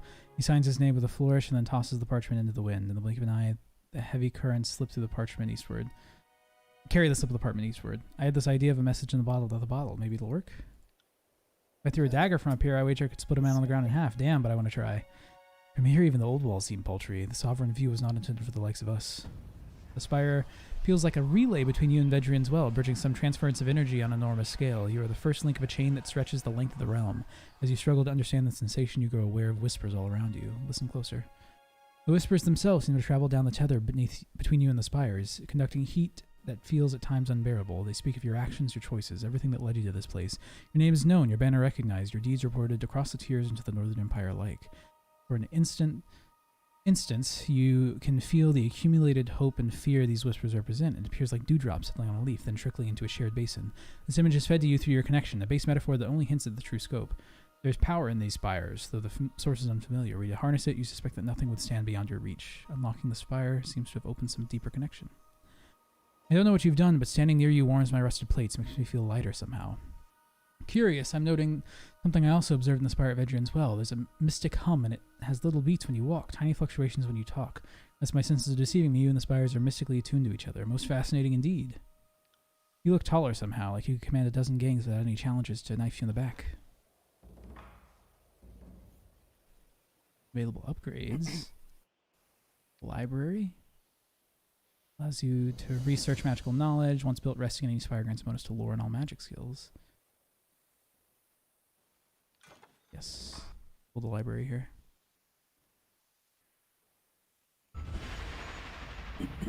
Will do. You've acquired a second spire. All spires are linked, allowing you to travel instantly between them. This will reduce your travel time through the tiers. You can upgrade spires you discover, building new structures on top of them. Each upgrade will provide you with different benefits. Click a spire icon to select an upgrade for your new spire. Upgrades take time and money to build and the money to maintain. If you no longer have the money to maintain an upgrade, it will be suspended and you will no longer receive its benefits until you're able to pay its maintenance cost. There are 5 resources you can find in Kyrus' tiers that can be used to power upgrades to your spire. There are scrolls, iron ingots, bronze ingots, alchemy supplies, and hide. Each upgrade uses different resources. Greetings, Fatebinder. The sage bows low to you, quills in his hood brushing the ground. Who are you and how did you get to my spire? Garrus, I'm your scribe and researcher. I heard great things about you, about this place. This library here is incredible, if you don't mind my saying so. When I heard about the library you were building, I just had to come. I watched the workers as they hauled the stone and scrolls up here. There was an awful lot, and they were very tired, so I did what little I could to assist. Then on the last day as everyone's leaving, I just stayed behind. Are you here? I'll take it you need someone to organize this collection of scrolls, someone to catalog new texts as you discover them, and someone organize research efforts. That's a typo. As your scribe, I can do all 3. In fact, I'm excited to get started. I've already looked through your collection, and to be honest, I need the work. The Vellum Citadel isn't exactly up to its old standards. I'm afraid there aren't many safe places where a sage can find employ. What can you research for me? Oh, any number of topics. Magic, alchemy, and the history of the world. You have an impressive collection. Not as large as the Vellum Citadel, perhaps, but no sense in crying over burnt parchment. I've started compiling a list of possible research topics. Allow me to show you. I need 8 scrolls. Man. Second spire has awoken to your presence. This is fascinating, and I admit enviable. He's already If it turns out your connection to the spires invites death and woe, my jealousy might wane a bit. I've been mulling over that structure we found atop Vendrian's well. Would you be opposed to me studying the sculpture in closer detail? I'd perhaps work a spell or 2 near the structure. Simple cantrips of grave light by which to read and inspect, but I will not poke or shove the thing in any way physical or mystical.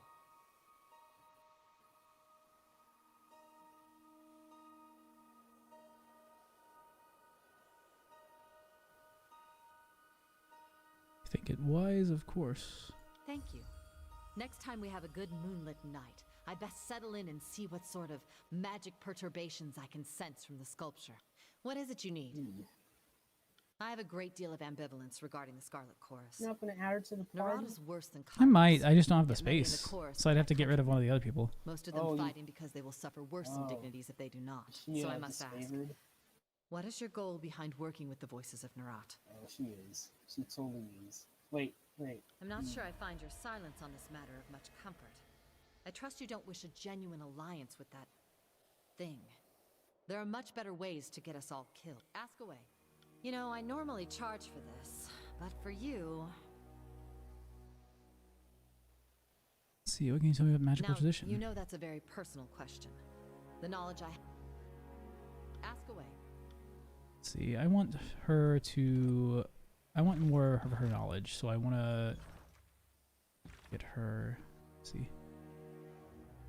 My dear main character, the court is abuzz with the news of the Civil War. Representatives from the chorus and the disfavored are having little shouting matches in front of Tunon. The petitioners to the court seem swept up in talks who will crush whom, and if and when Tunon will bring down the gavel and stop fighting. What has me more intrigued is the other story out of Indran's Well. Tunon sends you on what I thought was to be a one-way trip to the well, and not only do you live, you somehow claim the mountain spire, and you broke Kairos' edict too. Such things make a little civil war seem so trivial in comparison. What? At least to those who can separate the message from the noise. Tell me, what was it like to break the edict, and how is it you took control of the spire? Dear Rogalus, did you know what the wording of the edict would entail? Did you advocate that I be sent on what was likely a one-way journey? Your questions seem to imply my actions at Vedrian's Well were orchestrated when they were, in fact, the product of me responding to a chaotic situation. Nothing more. Dealing with two petulant, disagreeable archons occupied what precious time might have spent undermining Kairos. How about you tell me what you know first? You were the one who taught me the value of never being tricked into self-incrimination. I'd about to argue with that sort of wisdom. It's usually quite different to give me too much credit, but it sure sounds like you're implying my claim on the spire was premeditated or even intentional. My only goal in Veterans Well is to stay alive, not to let the Archon's decision cause the Edict of Execution to come to pass. Ascension Hall needed to be taken, and I made it happen, both because it was my duty and because I generally prefer to live. The claim of the spire coincided with the breaking of said edict. Perhaps breaking the edict caused a mystic surge that triggered the spire. Perhaps Kairos knew this would happen, and such knowledge tempered the wording of the edict. I can only offer these speculations. Oh, so the edict isn't gonna wreck everyone now? Yep, yeah, I broke the edict, so we're good. Oh, what does that mean? So you did the thing you had to do? Yep, we're good. Cool. So now your latest acquisition has me thinking about Just trying the to get spire out some alive? more. Mm-hmm. By all accounts, they go as far back as the old walls. Now it's claiming the rest of the tiers. The nobles of the tiers have claimed the spires, but they've only ever battled over the land at the ground level of the monuments. I've never seen the glyphs of a spire light up in all my years. Not until you show up. If this were an isolated incident, I'd be confused. But it seems the spires, plural, are somehow connected to you. What's your secret? I've studied at Tunon's feet, proclaimed edicts, broken them too. I'm sure I've been exposed to all sorts of arcane powers. I always want to know what you're thinking. My mind is going back to Ascension Hall. I wonder if Graven Ash or Narat had claimed it as their own, would the spire come alive for either of them the way it did for you? The edict's execution was pushing for someone to claim Ascension Hall. It can't be the coincidence. Ha! Such a clever child. I can't imagine the Overlord would ever carelessly word an edict. You are right. I don't imagine Kairos leaves anything to mere coincidence. Do you think the spires are connected to Kairos in some fashion? If you're asking if Kairos built them or controls them, no. They predate all mention of Kairos, and I'm sure if Kairos could control the other spires, that fact would be shamelessly flaunted. But it occurs to me that perhaps Kairos didn't have a connection, but does now, thanks to your actions. Are there stories of awakened spires elsewhere in There are other Tyrannis? spires, and I've heard of notable figures trying to build monuments atop or astride the spires, but nothing I've read matches the mystical connection you've made with the spire.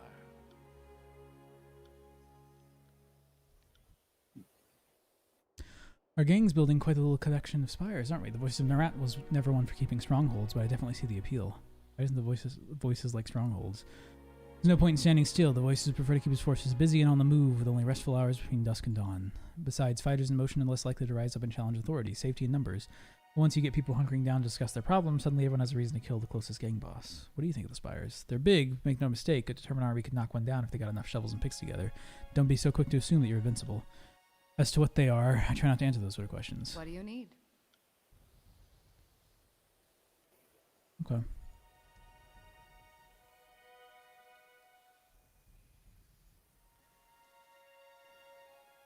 What is it you need?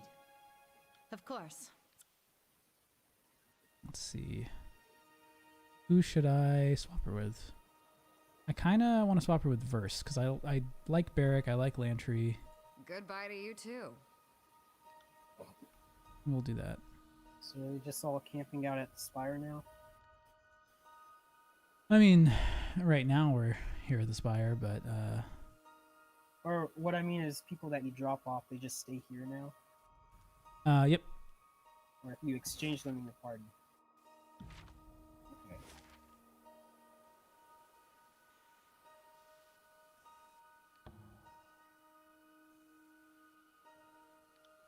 Actually, hold on. Do I have something built on top of the other spire? I don't have anything built there, right? Oh, it's just because the device is there. Gotcha.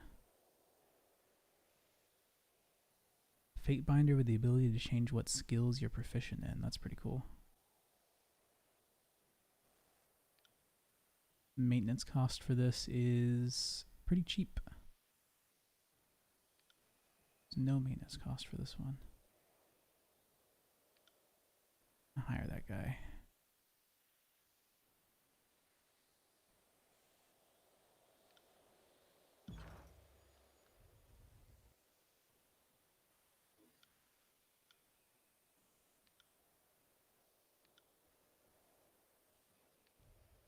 We need more recruits here. Skill trainer teaches lore, control fire, frost, and lightning. Hell yeah. Provides scrolls to research. Control fire, control emotions. Control gravelight and control illusions. There's a bunch of good stuff here.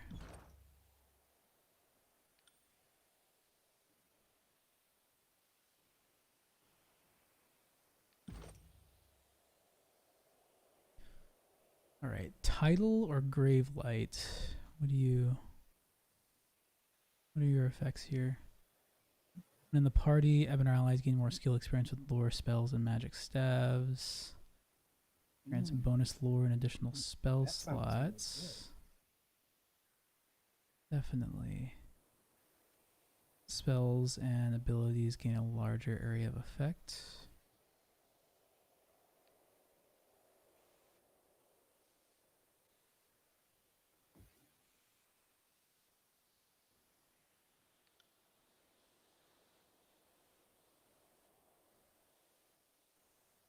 Lift a target into the air and violently throw them back down to the ground, dealing crush damage.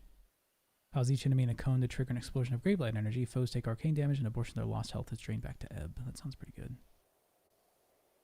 And bonus armor while Ebb is wearing light armor in combat. Lift the target into the air.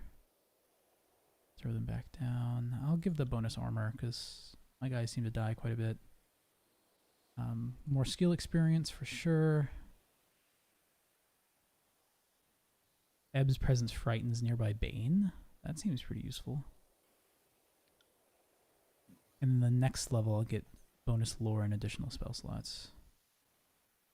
But that's not for the party. That's just for her. Oh, that's not that good. I was thinking it would be for everybody.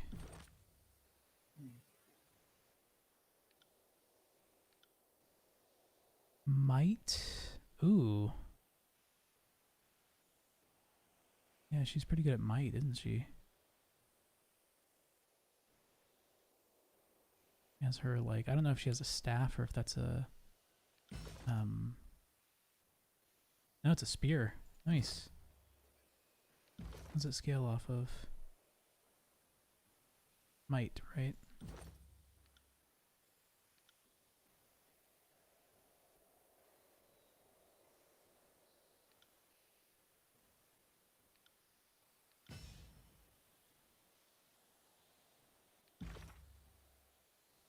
Maybe we'll turn her into more of a physical attacker. So she can take the place of the other chick. We've already forgotten her name. Verse. Yeah, that person.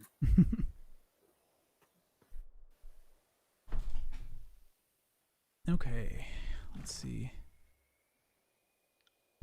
So we have claiming the rest of the spires. I have to go talk to Tunon. Go to Cacophony. Get more evidence. Is that it? Don't we have more?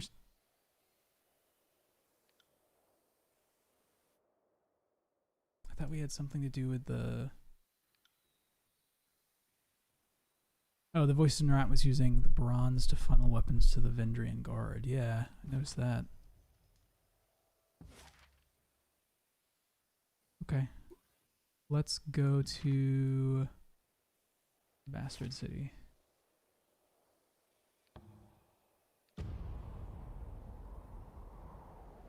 I like how it takes you to the fastest place. It teleported me to the mountain spire and had me travel from there.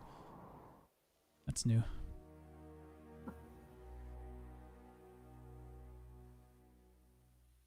It's actually probably good that we swapped the other chick out because she doesn't have any... I don't think she has any more useful world skills. Not that... I think subterfuge and lore are going to be the big, like, interact with the world skills as far as I know. My main character has quite a bit of both of those, so I guess it doesn't really matter. But, like, Lantry is really good at subterfuge and lore. Ebb only really has lore. But I think I might make her into a two-handed weapon person, maybe.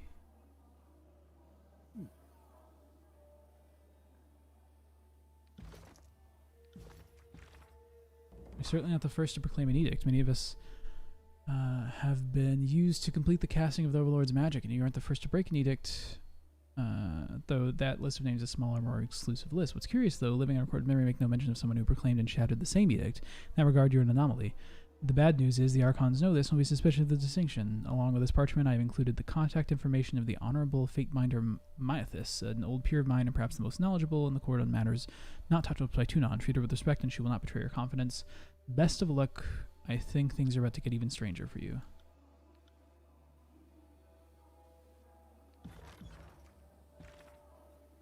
Quill in hand, you loom over a blank sheet of parchment. You have Binder Myathis' contact information in hand and contemplate your opening words.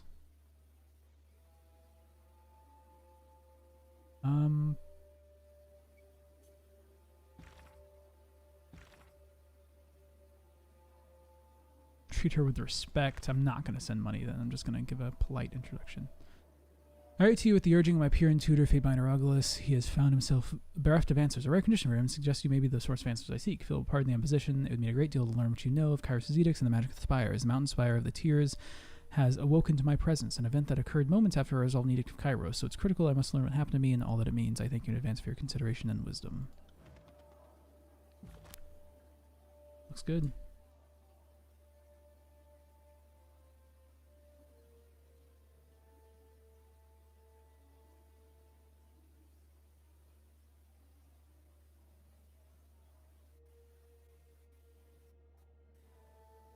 He returns, gratifying to see that war does not cause you to forget your roots. What does he wish to know? I request from Beric of the Stone Shields. And what does Beric of the Stone Shields want of the court? He has made his displeasure known and allowed enough voice to collapse the tears upon each other. He came to inquire if the Forgebound could help remove his armor. If he is becoming encased in iron, that is none of the court's concern. My Forgebound smiths are occupied crafting weapons for the army. I would not have their focus diverted to liberate one soldier from his raiment. Stone Shield, do this favor to not have standards for the upkeep of arms and armor. It is not one of your Archon's guiding principles. It is, Your Honor, but I found myself trapped in this junk pile after the Edict of Storms hit Stalwart. If you want to blame anyone, it should be Kairos. The adjudicator contemplates matter in total silence. The moment drags on far longer than you would suspect it warrants, but Tunon's interests do not abate for a moment. The soldier will remain encased in his armor, eccentric though it may be, and all subjects of Kairos are forbidden to aid in his removal. Magic, the likes of which none of us understand, have touched the stone shield and will not interfere with the will of Kairos. But I am trapped. Your Honor, could you not reconsider? I'm surprised and disappointed that you would even ask. Whatever you are trying to prove to your travel companion, the court finds its festering with sympathy and lack of precedent. Such is the will of Kairos and the will of the court. Ah, you tried, and I suppose that counts for something. The adjudicator didn't say anything about me bending my way out of here, at least. Not that trying has ever made it better. Tell me about Kairos.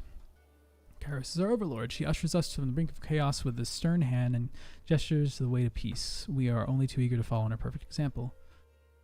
How old is Kairos? By our reckoning, her age upon Tyranny is magnificent. Her true span defies measurement by our limited construct of time. It would be a waste to spend our few pitiable years attempting to solve that riddle of existence. What is your relationship? She's my master and I are dutiful pupil. In this respect, you and I are no different. I have the honor of Kairos' confidence. She trusts me to enact her law upon the boundless territory of her rule. I am only too grateful to serve. Let me ask you something else. Tell me about Blood and Mark. He is my headsman and an assassin without equal. His official designation is Kairos' hierarchy, the Archon of Shadows. I wonder that he ever considers himself aught but a slayer of the unjust. How do you earn his title? His work away from the court takes Blood and Mark to the dark place of the world. The Tears and Northern Empire are alike. Over time, Shadows become his dominion. They cloak him, protect him, and even fight for him if the need arises. It is said that Blood and Mark can travel to any place where shadows are cast, only he would know this for certain. Does he serve you alone? Your question is flawed. We are all servants to Kairos. The Archons are also agents of their own interests, those chosen, few empowered to bring order to the world in accordance with Kairos' peace. At present, Blood and Mark is my vassal and I his patron. A relationship not so different from Graven Ash and Cairn, the fallen Archon, or the Voices of Maratin's songbird Siren. As partnerings and apprenticeships are common, they provide mutual benefit to the Archons involved, as well as a measure of oversight. I'm curious about you, Archon. Curiosity is not a trait I encourage in my servants. Too often I have witnessed such activity leading down the path to lawlessness. However, if you feel that a better understanding of me will inform your work, then I will allow it. What is it? Tell me about your rise to being an adjudicator. Curb your ambition, student. My path to this dais is not one that can be replicated under any circumstances. However, if your curiosity is determined, I will tell you my story. I wish to understand the law and your execution of it. Admirable pursuit. You know much of Kairos' law and the maintenance of order already. My history may tell you something of how it can be used to win wars. I came into the world centuries ago, before the dream of a unified Northern Empire was fully realized. My home country lay far beyond the border of Kairos' realm, and our conquest was a matter of distant speculation. Decades before rumor of Kairos' approach grew in panicked volume, I familiarized myself with the intricacies of her law. It took me no time at all to realize the benefits of our inevitable subjugation. I took it upon myself to rise in my country's governance as an arbiter of law and drafter of covenants, building some notoriety for my execution of fair justice. As my influence and the trust of my people evolved, my decisions transcended a defined future precedent. Go on. What my countrymen could not have surmised was that I had woven into our customs the very backbone of Kairos' law. I set the stage for the conquest of our floundering nation to join the Overlord's empire.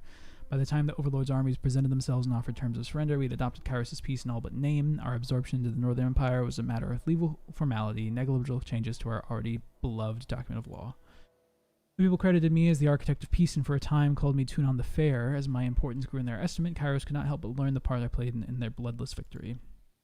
Kairos' law is a breadth of intricacies that is unapproachable to the masses. I was chosen to interpret and represent the Overlord's will across the Northern Empire and beyond. This time as an adjudicator is my pride, my duty, my life. What does it mean to be an Archon? I'm a figure of power and significance, and under Kairos' mandate, I'm able to exercise my authority for the benefit of all. Had I not earned the Overlord's approval, I would not stand tall before you. Did you come to power yourself, or did Kairos foster your talents? An astute question. Doubtless I exhibited some spark of potential on my own, insignificant though, enough to accomplish deeds of note. Only under Kairos' tutelage have I grown to these heights. Could anyone become an Archon? Absolutely not. Only a precious few grow into his authority, where otherwise Stratos would descend in pandemonium. Of those few who rise into power, fewer still have the self-control to make lawful use of their talents, and those who can, fewer still are deemed worthy of Kairos' approval. Is every Archon subservient to Kairos? All are subservient before Kairos, but I intuit your meaning. The Overlord takes great pains to recognize potential. Before an Archon comes into her power, they will face the harshest scrutiny by an agent of recruitment, if not Blood and Mark himself. Those who are found worthy of incredible deeds but refuse to join their strength to the needs of the Empire are doomed to die. Those who wish to make a name for themselves are invited into the fold to serve and rule the needs of the Empire. That is the price of power in Kairos' hierarchy. Did you come up with the office of Fatebinders? Indirectly, yes. Just as I'm a representative of Kairos' law across Stratus, you are the face of my judgment for the people. I took inspiration from the Overlord's example, as we all should. People needed an approachable face to settle their grievances, and I am not available to adjudicate on every sharecropper's dispute. The Fatebinders were an inevitable solution. Why is curiosity such a problem? Because my vassals are not selected for their independence of thought. You are an agent of law, the execution of which falls within strict confines. Your intellect may aid the tasks ahead of you, but your unwavering obedience is of greater value to me.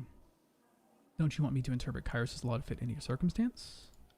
Naturally, but I take care not to let your intellect veer from the straightforward path. I have seen it happen and lost more than one pupil who thought themselves above their station, convinced they knew better. What happened to those pupils? Anyone who oversteps their bounds is given the opportunity to mend their ways. Those who fail to heed my warning show contempt for Kairos' peace and are treated accordingly. The purpose of law is to set a standard for others. Though I am generous with the freedom I offer to the Fatebinders, you are still inextricably tied to Kairos' law. Straining that tether to a breaking point will reflect poorly upon you. Back to my previous questions. I wish to speak about matters of law. Then you are well situated, for my court is the legal heart of this corrupt, uncivilized realm. I wish to discuss Kairos' peace, the cornerstone of our wartime efforts, of course. Kairos' peace guarantees all willing supplicants under the Overlord's authority a place in her world. The exact wording of the bylaws, your life is not yours to discard. The Overlord had plans for you. This extends to several spheres of influence. Among others, it grants protection to enemies who surrender in a time of war, and it forbids suicide. To dispense with the Overlord's vassal and property is prohibited.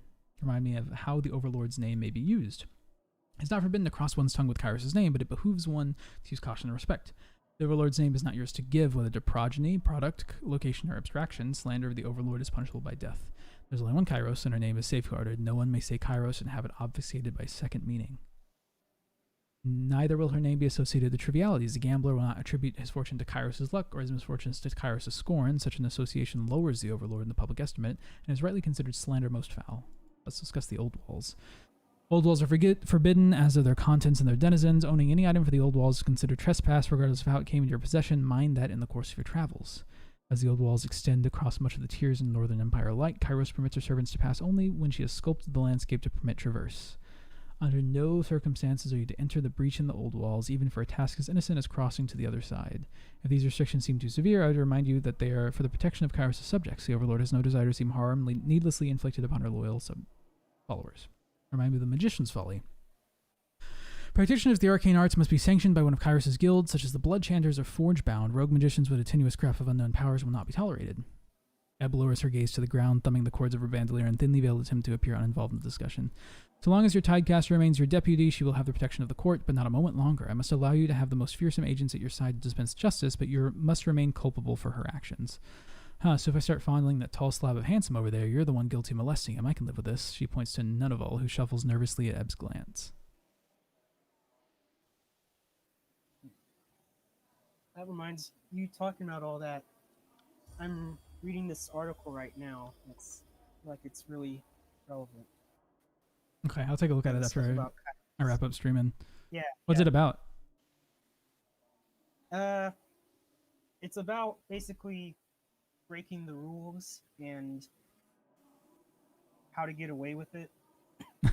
Okay. And how people have done it in years past, and how some people get away with it, some people don't. And the difference is some people do it when they're less edgy, or when they've become mature enough to know how to do it the right way. Gotcha. It's a really good read. Okay. So far. Let's speak of quotas and sharing. The harvest blooms and blights by the will of Kairos. In times of lean, you will be fed. In times of wealth, you will feed others. This law is a sizable category unto itself, serving many needs at once, trade and tax being only two examples. The broadest intent of the law is to empower Kairos' subjects to care for their neighbor and expect care in return. You might take note of the law's application to trade. A merchant's right to peddle their wares is defined by permits granted annually.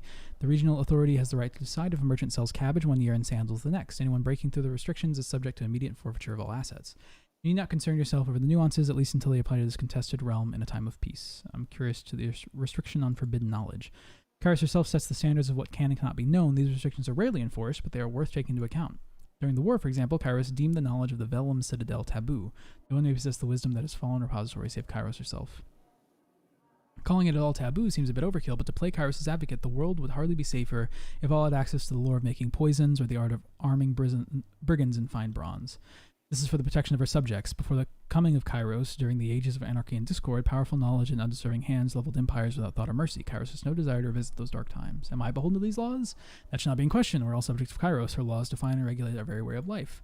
With that said, as an agent of law, you're granted more leeway than a soldier or citizen. You might find yourself compelled to commit morally questionable acts in the name of Kairos. If it serves the court's justice, much may be forgiven. So the rules don't apply to you, so as long as you're enforcing them on someone else, I want your job. If the court finds any of your actions suspect, we will summon you to answer for yourself. Your testimony will be heard and judgment rendered. You are exceedingly curious about the application of Kairos' law. I find it refreshing that you would seek my counsel, Fatebinder. I have no more questions. Okay. Hunan ruled that Barrack is to remain in his armor and forbade citizens of Kairos' dominion from helping him remove it. Perhaps you should discuss Barrack's predicament with him. I definitely earned a little bit of wrath from this. But that's not too bad. Who's says you can't teach an old dog new tricks? Only the slightest nod of Barrick's domed helm offers any indication that the soldier noticed your approach. You okay in there, Barrick? The Archon's decision changes nothing. I have persevered to this point. I shall continue to do so for the sake of General Ash in the North. There may be another way. Your master was very specific in his sentence. He forbade not only assistance from the Forgebound, but from anyone anywhere in the world. If your honor demands that you remain in the armor you'll remain. Perhaps there's some other way to... let's see. Perhaps some other way to free you will present itself. Or if your honor demands you remain in the armor you'll remain. Your optimism does you credit, Fatebinder, though I fear it's misapplied. The Forgebound will be curious about you regardless. The articulation of armor is incredible. At the very least, we should let them take a look at you. My armor is unique. Perhaps it can teach them something that will aid the disfavored. We can find the Forgebound in their smithy at Lethian's Crossing. He nods. Let us leave, Fatebinder, worried that my presence offends these nobles' precious sensibilities. He bows his head to you and moves away, trailing behind him a wafting reek of fetid privy. He is stinky. Alright, we're going to give you some vitality.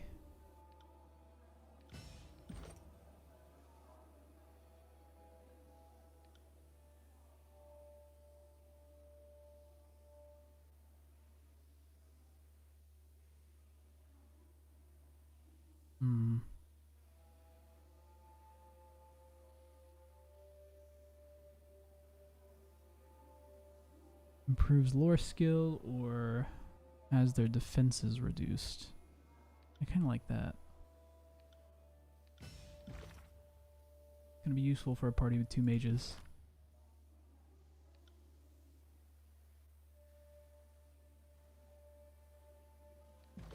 At once. Good, Barrick, you level up too? No, you didn't.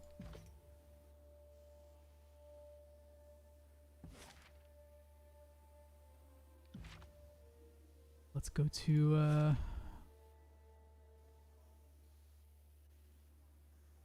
Lethian's Crossing, I guess.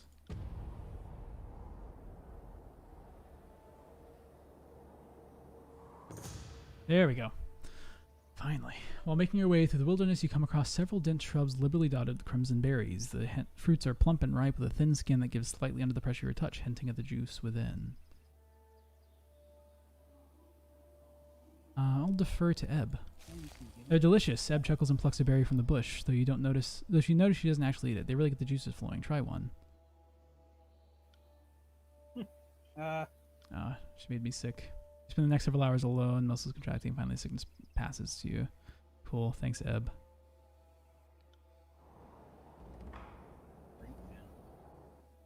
What a bitch.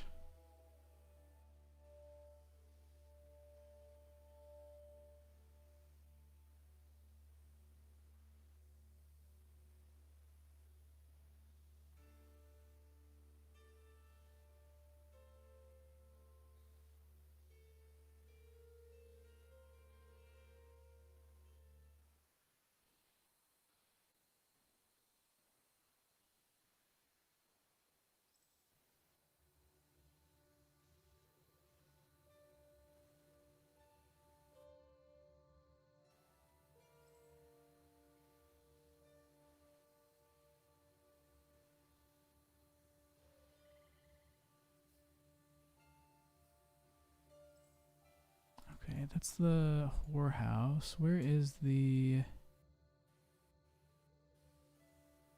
Forge Bound? Moonrise District, Moonrise Falls, Sunset Spire, Sunrise Falls, Sunrise District. I guess we could go there.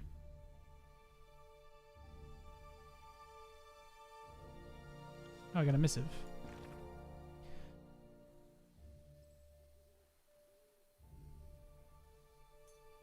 Do you remember your training under Blood and Mark? I remember mine. Funny to think that you and I are about a century apart, but to Blood and Mark we're all children. I'm now the oldest of the court's children, and I've seen much in my time. It's probably for the best everyone assumes I'm old, harmless, and worth shuffling away in the archives. If I were scrutinized too closely, I'm sure to find I've grown lax in my spoiled old age. Part of why I'm where I'm at is that I've kept my head down. You appear to be doing the opposite. In some regards, this is beyond your control. You were chosen for the honor of proclaiming Kairos' edicts twice. To decline would have meant death, but to accept means to be placed on the stage for all to see. Karis' most powerful weapon is not the edict, it's her ability to hand us rope that we willingly use to hang ourselves. Never forget this. There are numerous questions nestled in your request. What is it you wish to know most? Focus your inquiry and I will answer as best as I can. I'll ask about the spires. It seems wise to know one's own domain, and seeing as I'm master of the mountain spire, I'll learn all I can. If you would share with me what you know about the spires, I would be in your debt. I'll start with what I know and what I've observed so far. The mountain spires seemed to awaken at the same instant that the edict was put to rest. There was a burst of arcane energy that drowned out my senses, and I woke at the summit in the spire. In what seemed to be a few heartbeats of time, atop the spire is an old sculpture of sorts. And it seems to be the core of the spire's mystic energy. I've been seeing visions and receiving sensations from the sculpture. It seems odd to describe it as talking to me, but that seems the closest analogy. Am I the first to report such things? There are other spires elsewhere in the world, correct?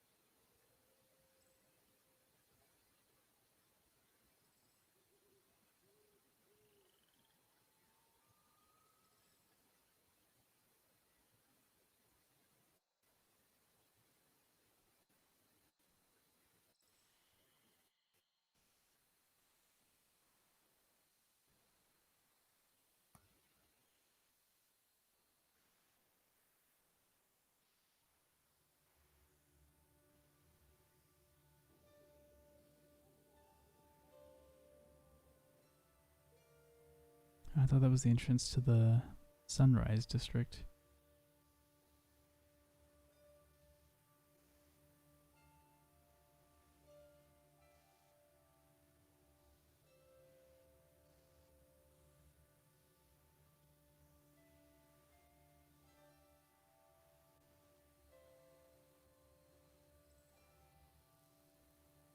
Oh, that's just places on the map.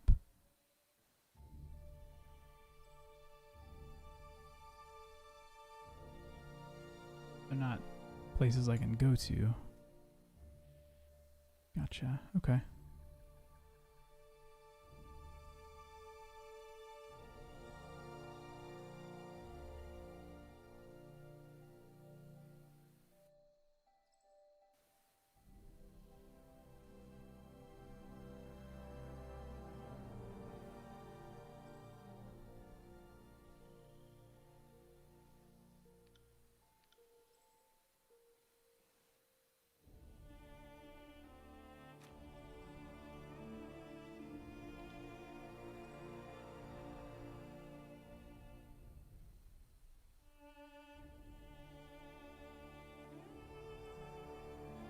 Welcome, friend. What brings you to my humble trading post? Have something in mind or just browsing?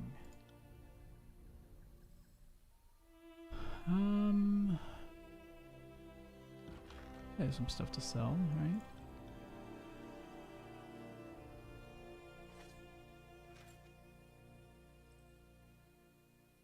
Boots. War mace, bronze dagger, bunch of jewels.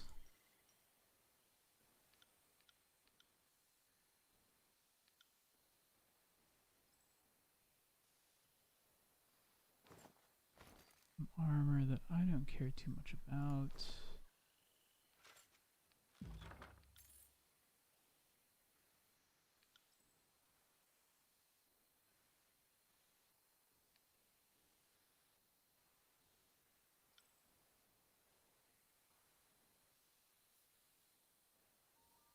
Now the fate binder's here, maybe we can get an ounce of satisfaction.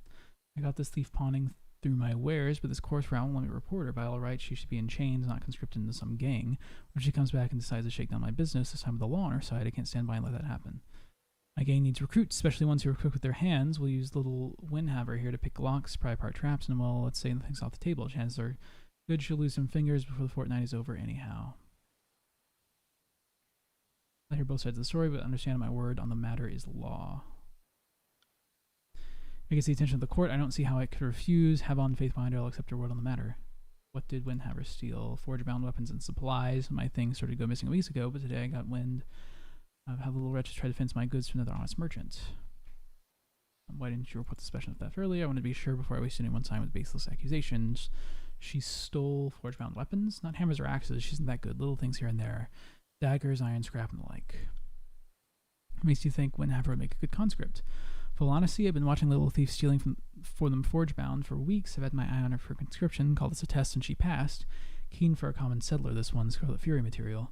Why did you stop Windhammer when you discovered her crime? Like I said, I want to see how capable she was, and if she could just keep up the momentum. Did pretty well for an inexperienced little shit, did you, Win? To make a habit of conscripting thieves, we make a habit of conscripting survivors, and someone who knows how to steal for their livelihood is valued addition to any gang. We don't need thieves, but we always need survivors. Why were you stealing from the forge-bound? I lost everything, the conquest of Haven, family, friends, home. All that I ever got was trampled by one army, then another. Stealing was the only way to survive, and stealing from the forge-bound, well, you can call that justice if you want. Just because I'm a settler doesn't make me a savvy merchant. I needed to eat, not to turn a profit. Selling forge-bound goods for cheap also made people less likely to turn me in. I guess you could call that a professional move. Did you ever sell to the Scarlet Chorus? Well, sure. I even sold to Half Scar once or twice. The Chorus aren't what you call disciplined. You bought our goods even though you know they were stolen? For research purposes only. I had to expect the goods to confirm that Windhammer was filching from the forge-bound. Ever try to get an honest job? Yeah, once with her. I told her I was willing to do any menial task, but the hag turned me away without any consideration. And produced a most competent and desperate new recruit for my gang. Thank you, Xenia. Ready to make my ruling. In accordance with the laws, Windhammer will face punishment. Windhammer will join Halfscar's gang. Xenia's punishment for putting Windhaven in this impossible position. I sentence you to a season of manual labor for the forge-bound. Halfscar for buying stolen goods. You must run out to child in the bottom ranks. Windhammer will perform menial labor to the forge-bound until she works off her debt, and then she will go into Halfscar for training. Yeah, I kind of like that one. At least I have something to do for the rest of my life, such as it is.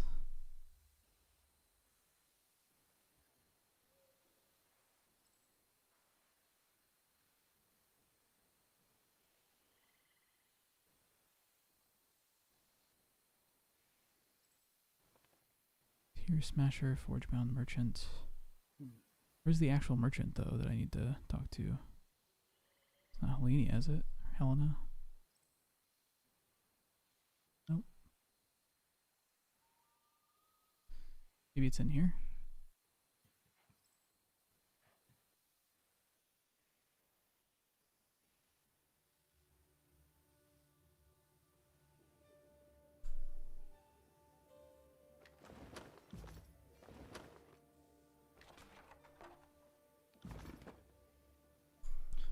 Sunburnt man dips his head in greeting. An outsider never arrives alone. At least that's what my mother always said. She always knew what she was talking about. I'm Eldian. Welcome to Lethian's Crossing.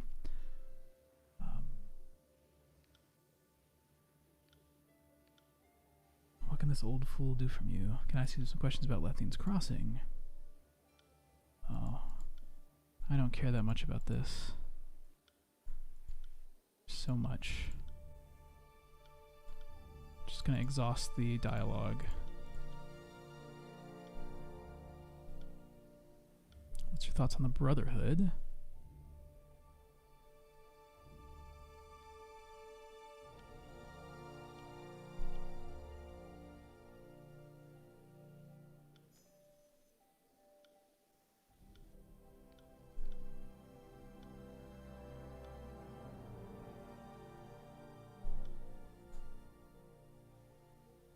I might have to bring the Archon of Song here. I think she's another party member.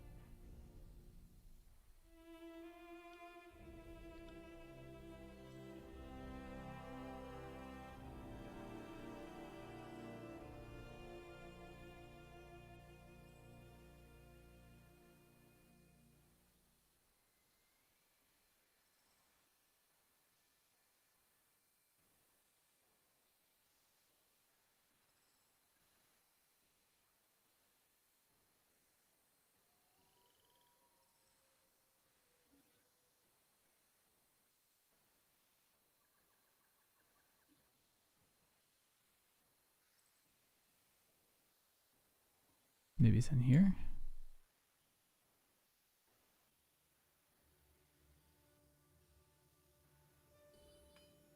Ah, here it is.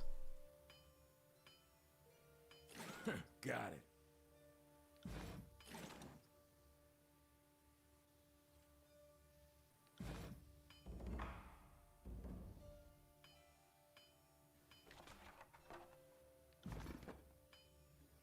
Let's talk to the master of casting. Is there something going? Is there a problem? His eyes carefully watch. Yes, but these are forge-bound matters. Nothing that concerns the High Court of Tunon. What do you do in the forge? Alright, well, let's talk to Lahara. Do you kill with your left hand or your right? Normally I can tell at a glance, but you're a little harder to read. Right. Noted. I am Lahara, Master of Tempering and the Forge Master of Lethine's Crossing. My tasks exceed the hours left in the day, but there's no harm in pausing my work to mean speaking with the Fatebinder. How may I be of assistance? I'd like to talk to you about Barrick. I hope you would examine Barrick. The Adjudicator not issue an injunction against precisely that action? Indeed, he sent the decision by Birdie to the Guild workshops. Much can be forgiven if done in the service of the Overlord's eternal glory. You refer to the Magician's Folly. That law protects mages from prosecution against harm inflicted. I'm going to say this. I suppose you know any skilled smith who lack your ironclad sense of loyalty.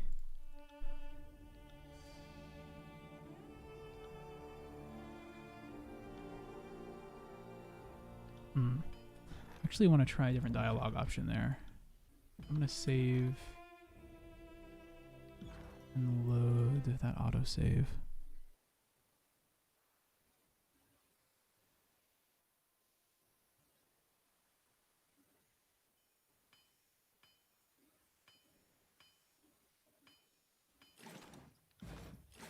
Got it. Right. On it.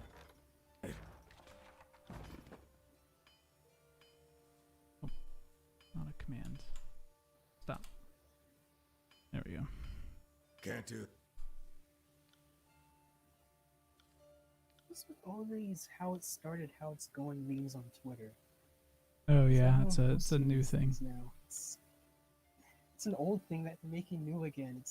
I hate Twitter memes so dang much. It's just stupid. I hate what happens to the math community. Just kind of like revolves around some fabricated controversy like 2 + 2 = 5. I mean, that's every Twitter community, right? There's some new meme that everybody talks about for forever.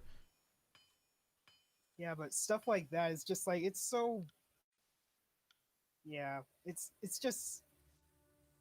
People are actually like getting into heated debates about it, and it's just like, come on. And it's because it is math related. It's just like...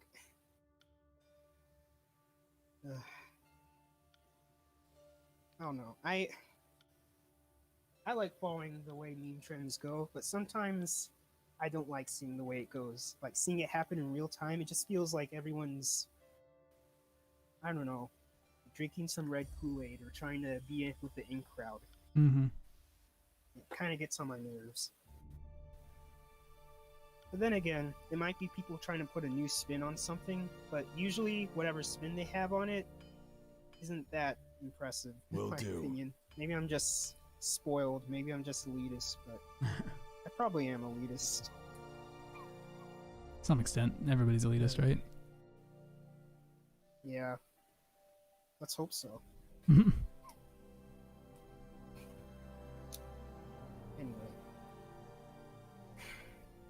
Okay, I gotta go back to grading. It was fun hearing and seeing all the new stuff. Yeah. I'll probably be on for like another hour or so, But I appreciate you stopping by, John Michael. Yeah. See you later. Yep, see ya. Now it's just us, chat. So I think we know Smith in the Stone Sea. Go talk to all the tiers. Okay. Let's look at the world map. Can I travel using this? If I say I want to go to the mountain spire, for example. No, I can't do that, huh? But I can only really do that if I go to the edge of the map, huh?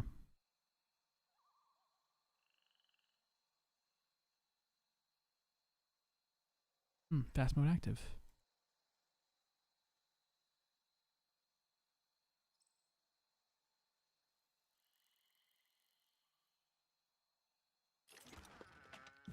Take all that. I could bend that apart. All that.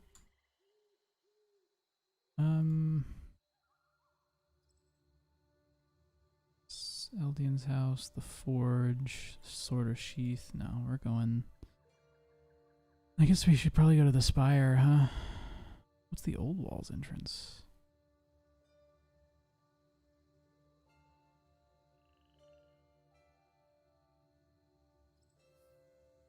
No, we're gonna go this way. I'm sure it'll let me immediately turn around. I want to go to the Sunset Spire. It's got my library, and then I'm gonna do some reading. Or, you know, some lore learning for this level. Isla. I want to meet my patron. What's the plan now that you're here? Tell me, let's talk magic.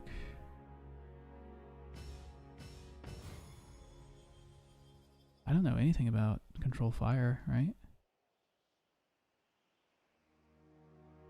Do I want to keep doing lore? Yeah. Lore forever. You... I want like subterfuge for you. Learn something every day.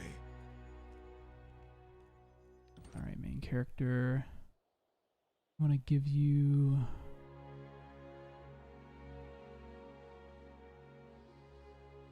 probably some might if we're going to be using great swords. No, we'll keep doing quickness. There's got to be some weapon that scales off quickness, right? Kind of what we're going for, building for at this point, I think.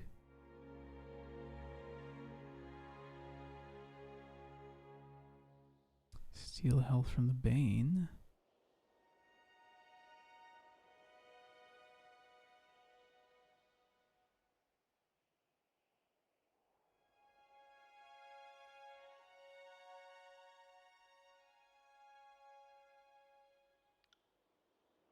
Power.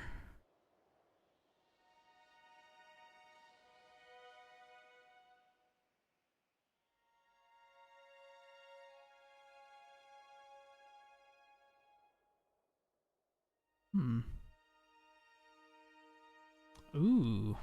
Additional spell slots in the leadership.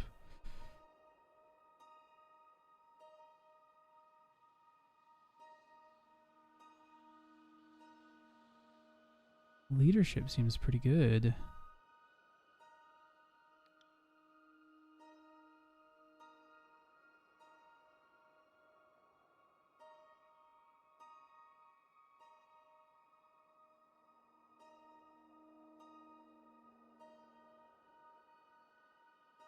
See, in the agility tree, I'd like to have it be something like you use quickness instead of might.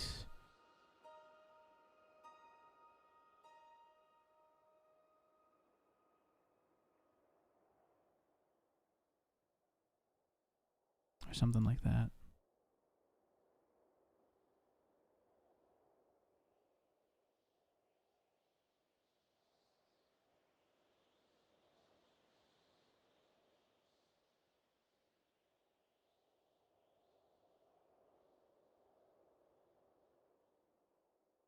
Let's do more. Do I really care about any of the other things in this tree? I guess the magic staff is pretty good. But I might start putting points in the leadership next.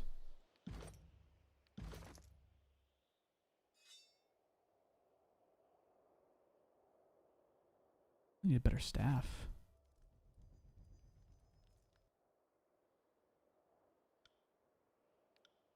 Ebb, why don't we... I want you to also train in lore? I don't really care. about you too much.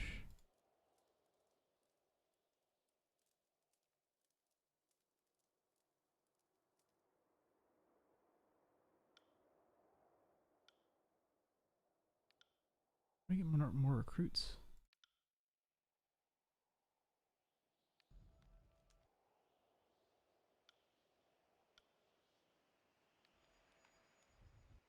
All right, I need to stop talking to him.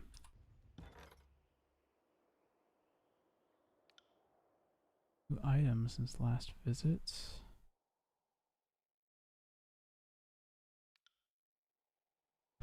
Library.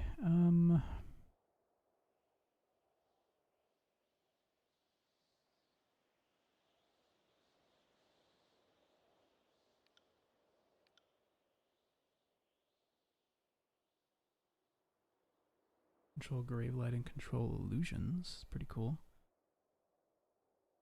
2 rare magical scrolls too. And we'll pay a little bit more next time. I don't have a lot of money right now. Let's go to the mountain spire. Takes 15 minutes.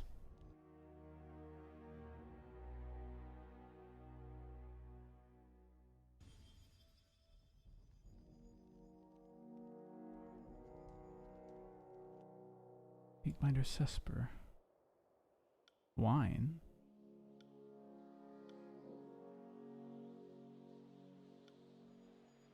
Is it free?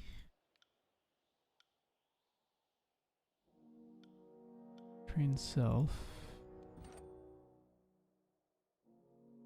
Oh, wow. So I can just give all my experience. Definitely want as much might as possible. Let's at least have no negatives. Looks pretty good to me. Magic skills. Oh, that's so much.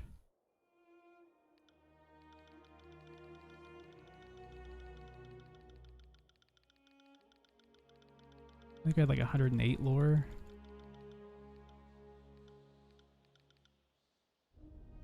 Wait, where'd all my subterfuge go?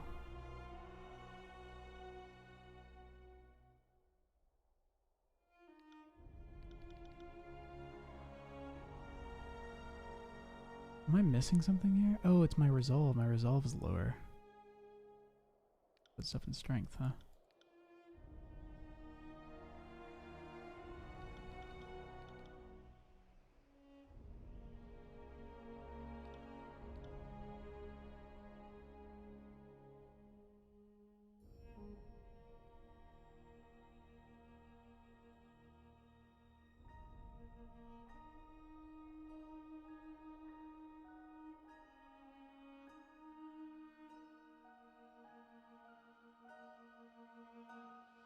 I thought I had like 76 subterfuge.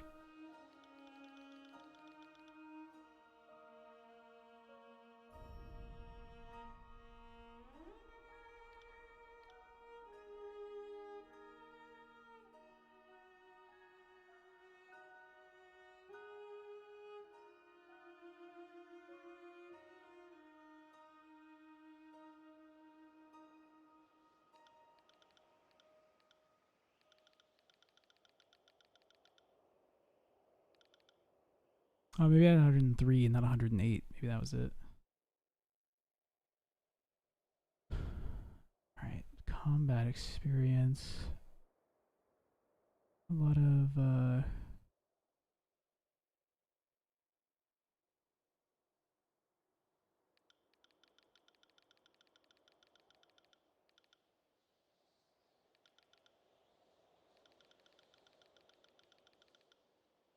Ooh, my combat experience comes from here too, huh?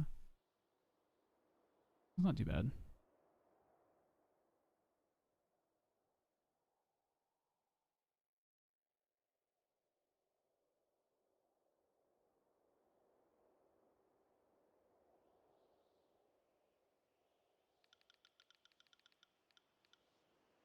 Get that up to like 50.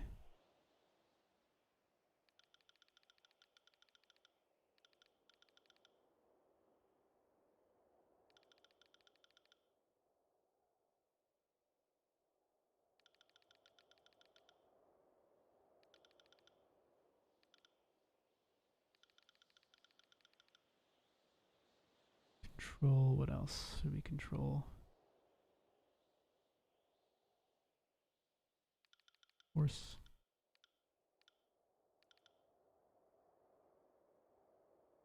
Looks good to me. Talents. Definitely want to do increase to lore. Ah, that's where my lore went. Additional spell slots.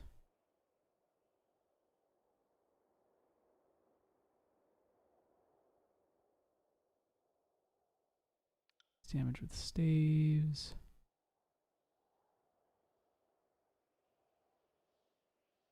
Do the spell breached affliction, increase spell slots.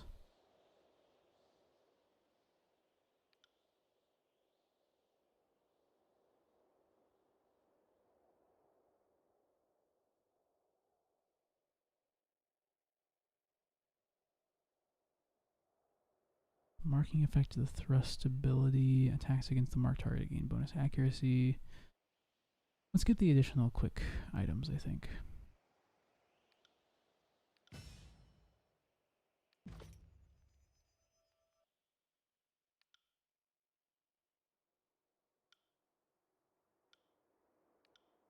Alright, now Ebb. I think I'm gonna make you. You're gonna have a lot of might. Gonna have some wit. Vitality. Some quickness.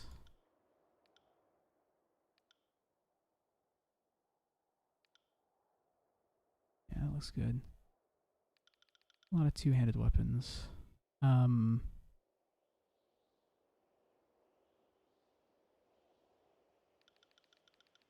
Decently high parry. Decently high dodge.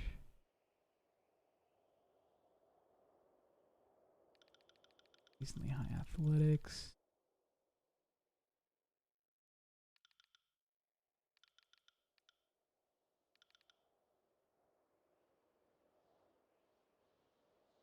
I guess you need some more, huh? And then, I'll give you a lot of tide casting. Give you a lot of grave lights, control, nothing else really though. I have you mostly spec'd for grave light, so. And then, what else? We give you control life. Yeah. Cool. That looks good to me. Yep. Light armor. Grave strike. More experience.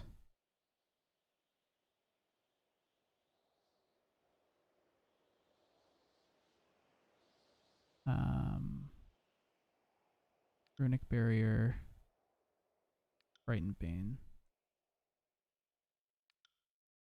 Like that.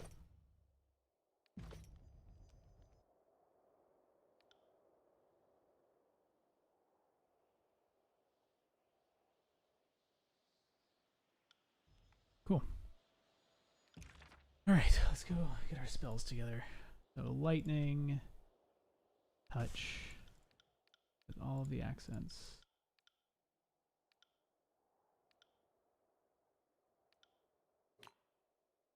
We have ice, touch, with all of the accents. Have lightning, ball, with all of the accents. Oh, damn. Lightning, impact, all of the accents. Why does that have to be the first one?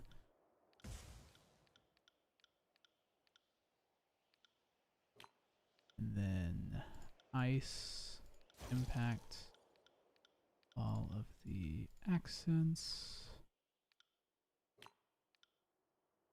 And we have Lore Master. What is that? Create a spell with a high lore requirement? Okay. Don't really care about buffs too much. We're gonna leave that to Lantry. Oh, now we want lightning, cone, and ice, cone.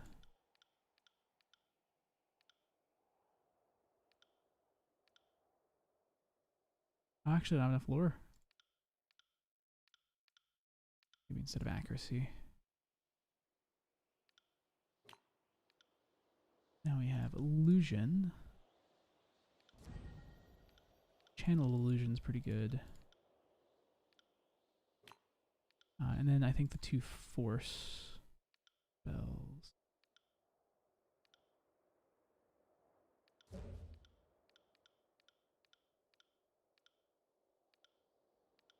Now root somebody in place. I kind of like him with healing too, though.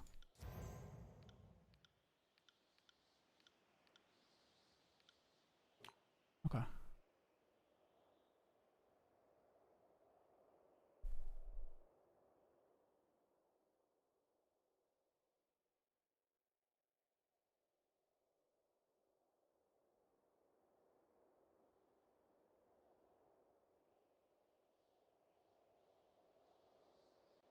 We'll get more spell slots.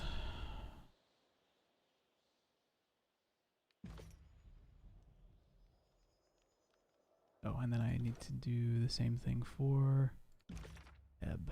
Huh. Did she lose all of her magic? Can she teach me anything? What is it you need? I have a great deal of ambivalence regarding, so I must ask. The disfavored have made a... What is it you need? I have Ask some away. questions about yourself. I was to be a tidecaster. What did you do in the years before the war? About your family. Tell me about your husband. About your children.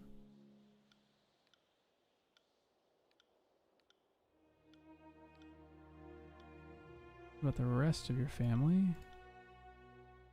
Well, I'm an accomplished liar, but I've no need to spin a tale about any of this. My husband, most of my kids. I like to think of it more as it's a trick of the trade, I suppose.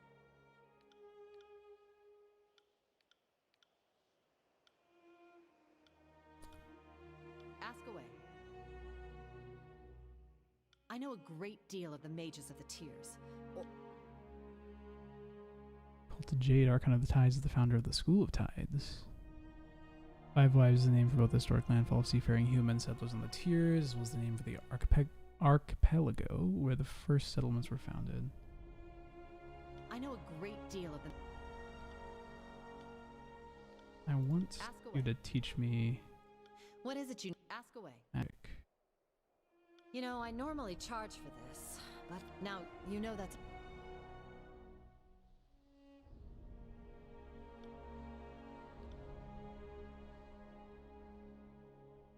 Can you teach me what you know? What are the philosophical teachings? And what Archon? Tyranny's grave is one of the moons. Rapidly orbiting interloper.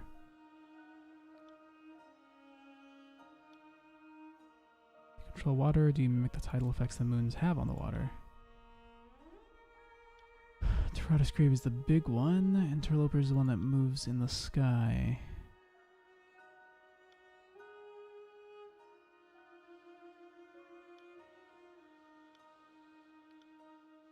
You know, I normally charge for this. You know anything about the magic of the Archons? You know anything about the arc grave light with a wiggle of my fingers? You tell me of the Bane.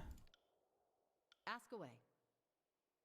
You know, I normally charge for this, but for you... Now, you know that...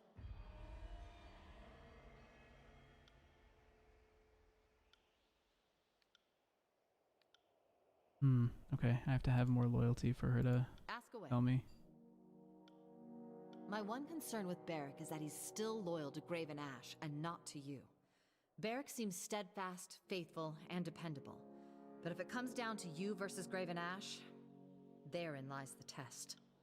Our tactical asset, it'd be fun to try to prime out of that suit. Curious to see if his midsection's as strong from its top as I imagined it to be. What are your thoughts We on should verse? consider ourselves fortunate that one of the... If I were... Take on Probably Lantry. the only word thief I haven't wanted to dismember. The Wandering Scholar thing seems to act. I'm gonna take the staff and really jam in your backside until you prolapse. Just like that, balances toward all known existence. You had me worried there. Ask away.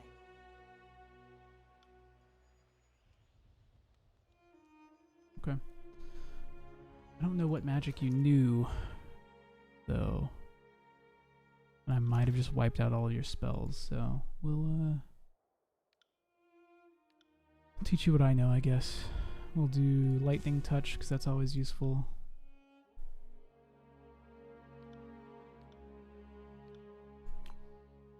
We'll do Ice Touch, because that's also super useful.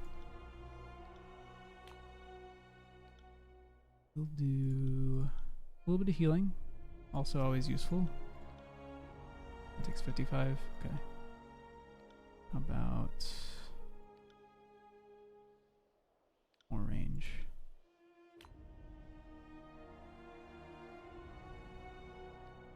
How about we do power and range and assign that to you? Maybe I should have had her learn a little bit more lore. Yeah, maybe let's do that.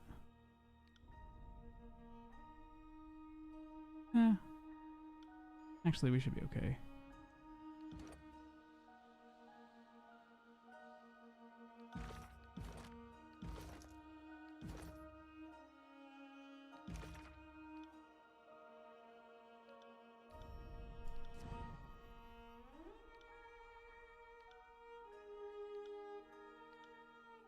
Ah, 45. And that to her. Give her some force too. Give her tidal burst. And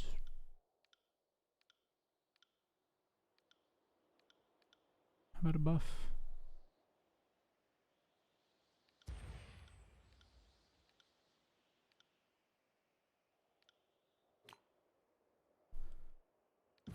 Cool. We're gonna get a bunch of lore experience anyway, so.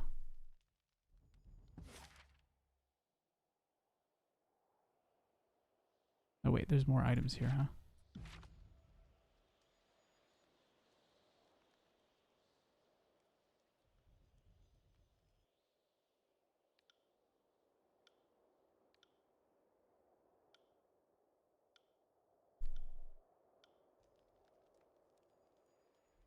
Is the other item just a fate binder? Is that what the other item is? I do have to talk to Revos.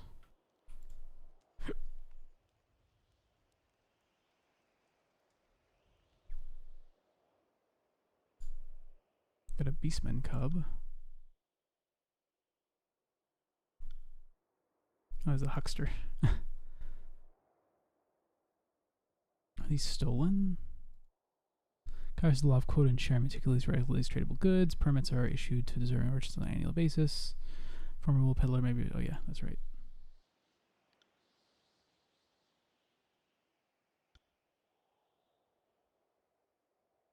Ah.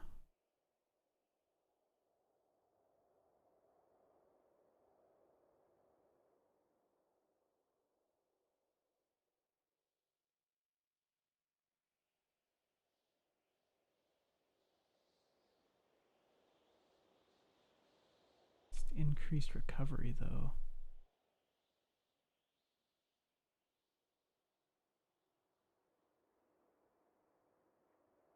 Ooh, here we go. Sigil deflecting, sigil of proximate action. Get some of that.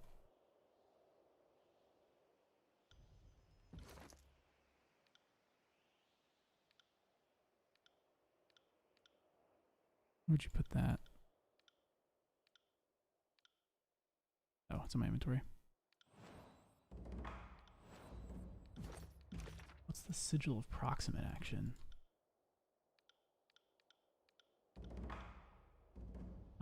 Generate an aura.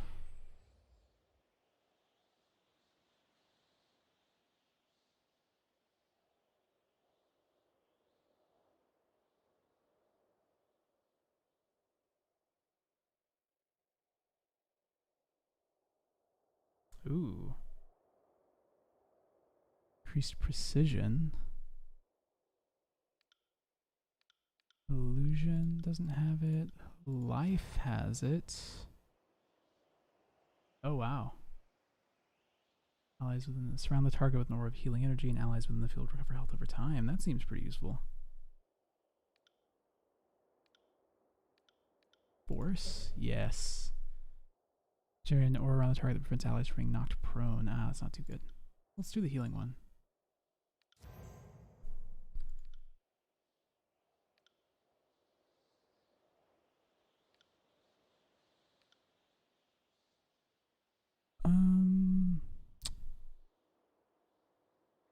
Maybe instead of Ice Touch.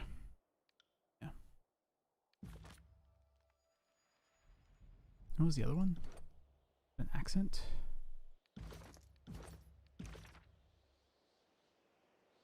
Accent that causes guarded form spells to reduce the damage a target takes from critical strikes. Oh, I don't have any guarded form, right? Oh, let's Sorry, rest. can't.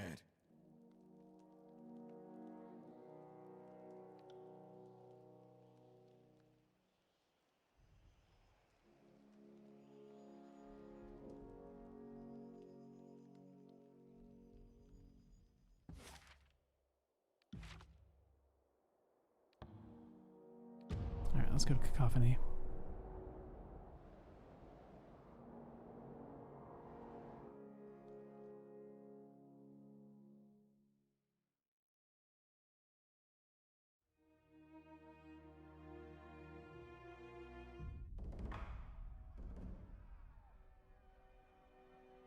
Oh, I got a missive. Where can I find the voices? Northeast corner of the camp, near the only real buildings left. He's not on his throne. He's not wandering too far from it.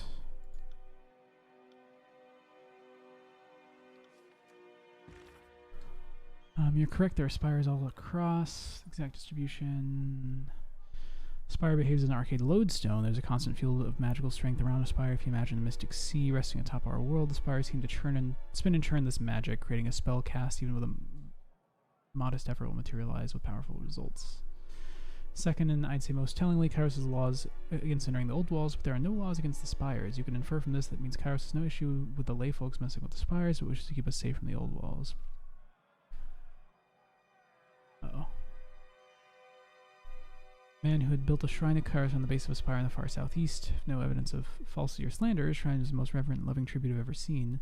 At one point, though, his man claimed he had evidence that Kairos was here back in -50. He'd merely uttered those words, and my senior binder swung an axe then and there. Being the new girl at the court, I said nothing, but I have long wondered why such a comment would require death instead of traditional removal of the tongue. Let's talk about edicts. Thank you for hearing me out. I have more questions than I have ink, but let's start with a discussion of Kairos' edicts. I've lived under proclaimed and resolved edicts, which make me far more knowledgeable than the layperson subject. I still know so little.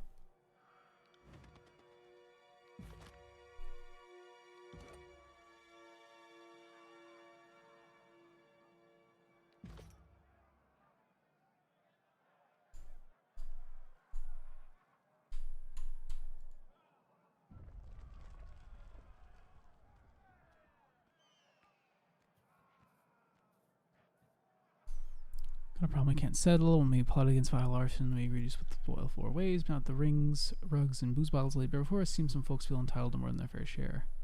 There's vile arson, deranged pisser of a man, our old gang boss. He didn't beat the rest of you. Well, he tried once. Come looked out for us. If he'd have laid off the rest of us, we might have let him live. You want me adjudicated settlement between thieves? I'll hear your... Let's see. Why is that? I'll hear your plea if everyone's in agreement of my involvement.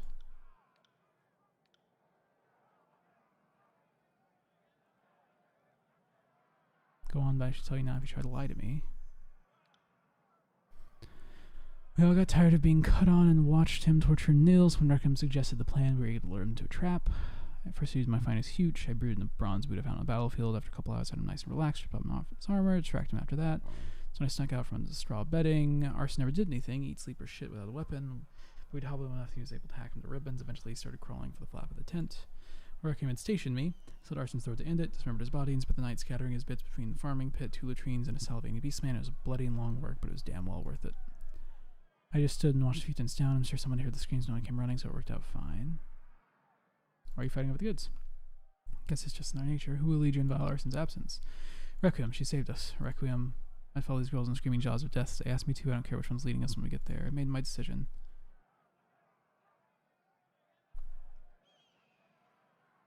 Let's see.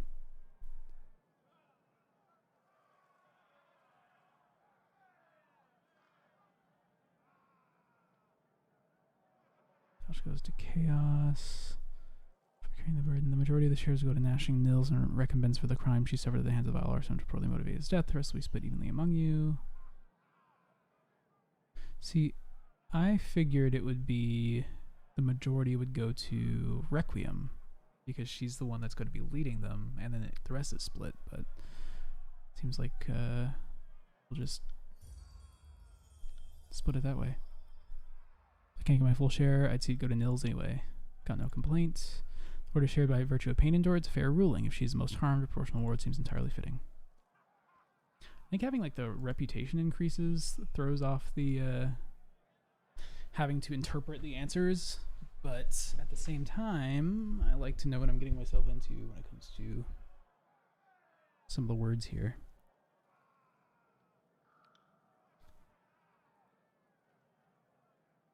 When the crime is being charged, 3 nights back, Bossman snuck out and into and out of the old walls.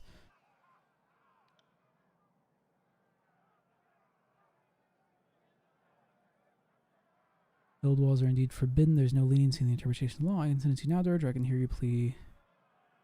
What proof do you have of your claims? Proof like what? A sage in the old walls. What sage? Want to tell a fate binder, or should I? Thing is, me and Wrath had been chasing a sage clear from Lethians. I guess she figured she wasn't going to slip us, so she made a beeline for this breach in the old walls. I know the law, so I was about to follow her in, but I'd also loathe to let an enemy of the Overlord slither free, so I cornered her before she could make past the breach. This asshole right here is the one who slit her damn throat as I held her down. Now he's saying he watched me waltz right into the old walls without him. Only those under direct orders of the Overlord or operating under agency of Tuon's court may enter the old walls. Let's see.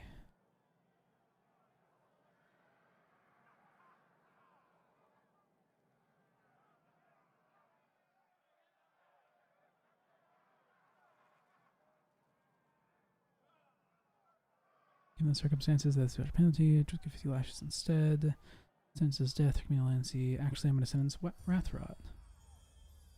Penalty for false accusation, 7 or 2 fingers on the sword-bearing hand. Choose punishment of fine for 30 earnings, 3 years of hard labor.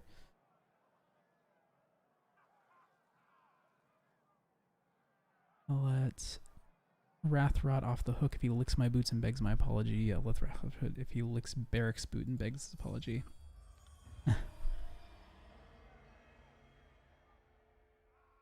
Well, that'll teach him to never bind or anything.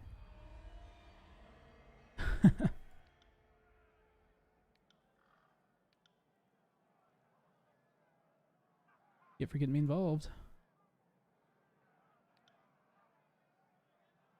Kind of price.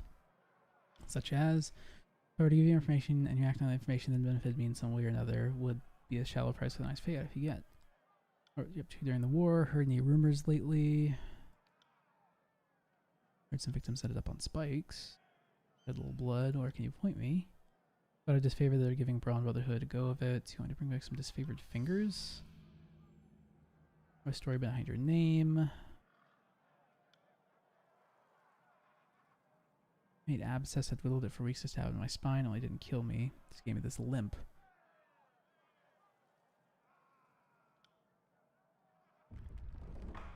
Okay. I'll take a look. How hard could it be?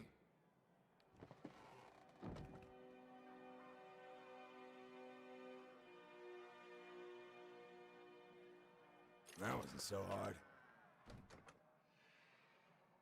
15% recovery time while I have wounds. Sorry, can't. He's pretty good.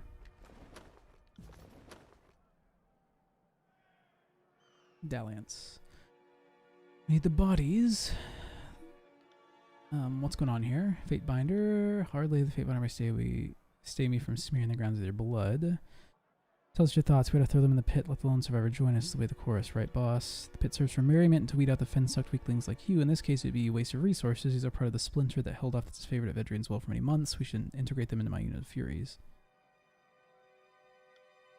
I'll be sated just with squabbling done with. We can't win a war with only fishnecks, slatters, and a sea of blood. We need skilled fighters to wield our blades. Oh, I just got an achievement. Becoming the seasoned adjudicator.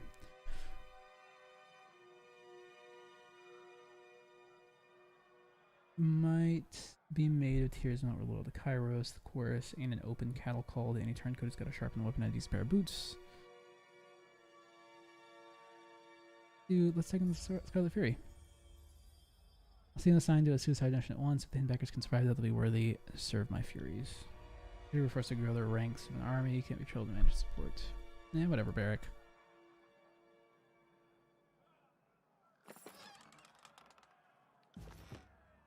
What a stick in the mud. Sanguinari.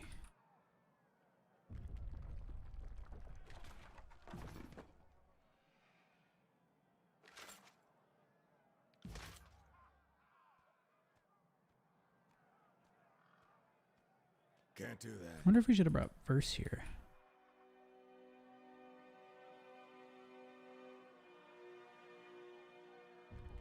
Can't do that. Chrysantha. Oh, Fate Binder. What crimes you committed that would warrant my involvement? Well, let's see. There's a time I killed an ox. Even knowing they were rare, it was an accident. Once I spit on my mother, she was furious.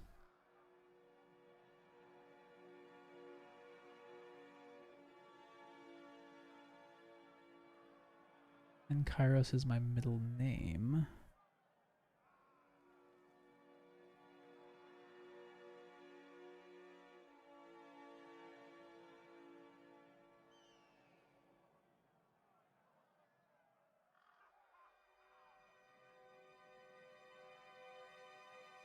Gain minor favor with blood and mark. That's funny.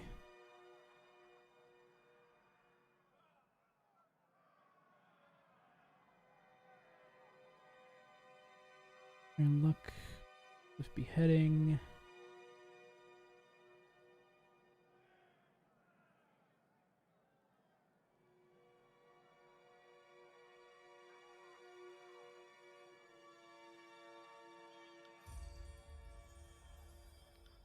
Under training, but it was a matter of time until she was taken to see the voices, and it's probably best the Archon Secret's not learn everything that Earthshakers know. I mean, it's not exactly why I did it, but 7 toes.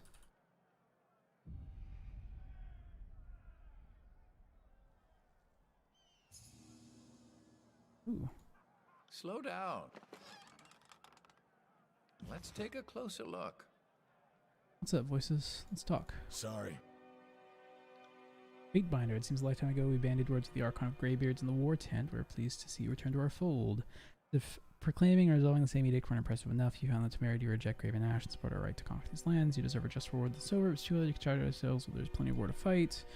What do you need to know? I'm curious about the Scarlet Chorus's history. Tell me the Scarlet Chorus's tenet the first. Whatever you can claim through sheer force of will is yours for the taking. Those who think it's chaotic should spend some time away from the farm and learn what it means to survive. Also means you can kill anyone you want. Kairos' peace extends to servants of the Empire, but these tiersmen haven't enjoyed the pleasure of our laws yet. Until they do, you can treat them like sport, not even Starchield tune on with the defended. Any other rules, you must call them that, fall under the umbrella of the basic philosophy. Take what you want, but keep what you take. How do you manage an army? They manage themselves. Tell me something about yourself. As a child, once dreamed of standing before an endless staircase. Once you took the first step, you couldn't go back down. It's funny how much of life works that way. We suspect this is what you want to know. Once challenged the Archon of Winds to a foot race, one by planting a lackey at the finish line beforehand, wearing a believable replica of our mast. We got to call her the Archon of Gullibility for a decade.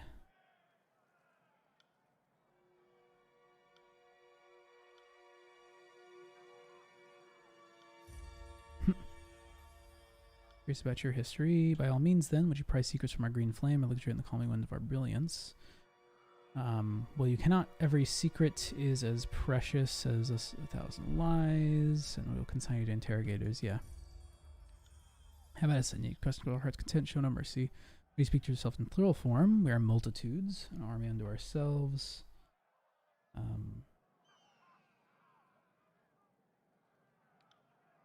Where there was one, there are many. We are legion, a stream of conscience given shape, will, and intention.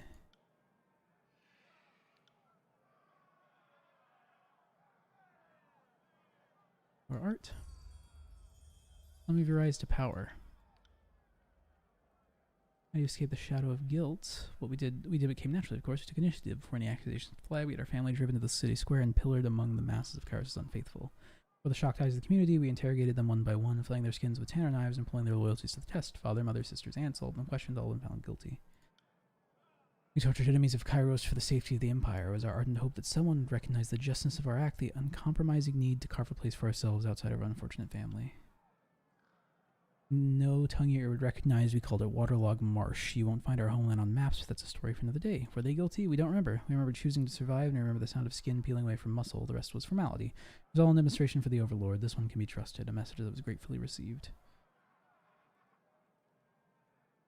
Our devotion to Kairos was of terror and pride of the community. The son of Nerat had grown to something greater than our family name. In time, the Archon of Misery heard tell of our deeds and invited us to a better life. Needed to be cleansed of treachery. He said the Archon of Misery offered a better life. He took it on himself to be our instructor. He taught us the beauty of agony, how to slide the knife just so, how to divide flesh with no mortal wounds, how to inflict waking nightmares upon our foes. No more of our clumsy, blood-soaked efforts for spectacle. True torture is a sensory performance, staged for an audience of one. He made us an artist.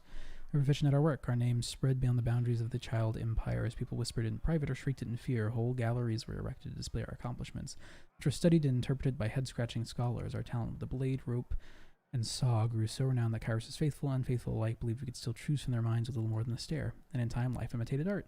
Such is the beauty of Kairos' domain, that their remarkable reign over the mediocre and their talents are recognized, nourished, perfected. They say you're an interrogator without equal. What's your secret? We're full of secrets. We can't be expected to share them with the adoring masses. We're certain you have a few of your own. We do love a flatterer, don't we? A kind word here and there is enough to melt the coldest heart, of which you have several. I'm ready to learn anything you teach me. Teach you, impudent, ambitious little morsel. Our lessons come at a steep price. One day our talents will be laid bare for you. Would you follow us to the end of the ends and seek your reward for faithful service? There are wonders to behold, Fatebinder, such wonders as you cannot imagine. This you already know. What happens after you interrogate somebody? It's a transcendent experience. Subject and I, we grow to trust, depend on, and love each other. We have long since learned that pain and the intensity of our conversation make strange bedfellows. Applied together, anything can happen. Maybe you had to absorb another Archon. It amuses us to no end that you would bring that up. A brave question, full of meaning, of questions of challenge. We've had the occasion to execute an Archon or two when Bledenmark was unavailable. This was all within the limits of the law, you understand. Someone gets an inflated sense of self-importance, decides to start their own small empire, and we step forward to volunteer our services. The experience was always less fulfilling than we had hoped. Their personalities comes to us, but none of their power. A waste of potential, we call it. Is your knowledge limitless? What a question. We know many things beyond the purview of disgusting farmers and merchants you'll find outside our vaunted stronghold, much more than any of them could learn in 100 lifetimes. As when you know as much as we do, this much will seem obvious. Ask about something else. What's your plan? First priority is to humiliate that piss bucket Graven Ash. We'll have a better chance of it once every corner of the tiers is wearing red. Do you see our design, Fatebinder? Does our madness complement our method? We will invite every man, woman, or child who draws breath and occupies this fingernail to join the Scarlet Chorus. How do you expect to do that? By understanding them, of course. The Tiersmen are passionate folk. You can't expect to win their cooperation with ignorant, uninformed vision of a foreign power. Conquest is a delicate matter. It needs feeding, watering, soft caresses, a lullaby before bed. We will invite the leaders of the resistance to join us. And if we have their leaders, people will follow. You will bring them to us. Yes, chiefs and the assets of chiefdom. As far as you factor in these plans, that is in part up to you. We have many ingots in the fire. It's more of a question of what piques your interests. Document of great power, the Silent Archive rests in the burning library. The archive is to hold many secrets, any of which we can twist to our advantage. One of our gang bosses, the Censor, seeks the entrance to this queenly treasure, aid her in the search, and dispatch her back to us with any findings. Conan's Arcane Smith set up shop in Lethane's Crossing. Simple ore dredge from the heart of Taratus, they can assemble wondrous crafts of iron. Our intellect swells overfull with secrets that we are ignorant of the iron secret.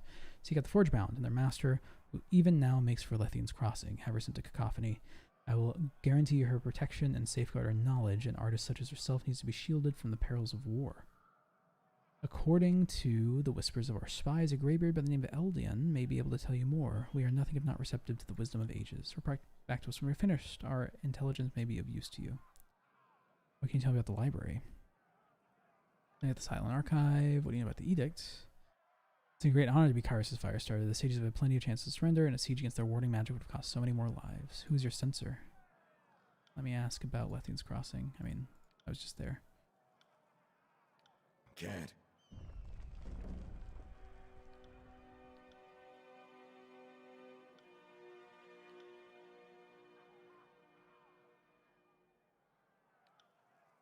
Tell me about yourself, Seven Toes. What do you think of the voices? Do you enjoy your work in the Scarlet Chorus? Questions about my first task. What can you tell me about the Burning Library? What about Lethian's Crossing? Forge Bound take rocks from the ground and make weapons and armor, but that's it. Who leads the Forge Bound? Tell me about Lethian's Crossing settlement.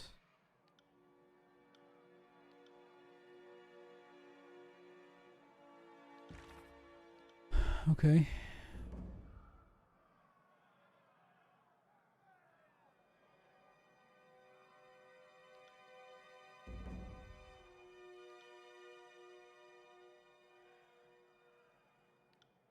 Burning Library Censor sought the forbidden knowledge of the Silent Archive. Find whether the disfavored and the Bronze Brotherhood are engaged in combat.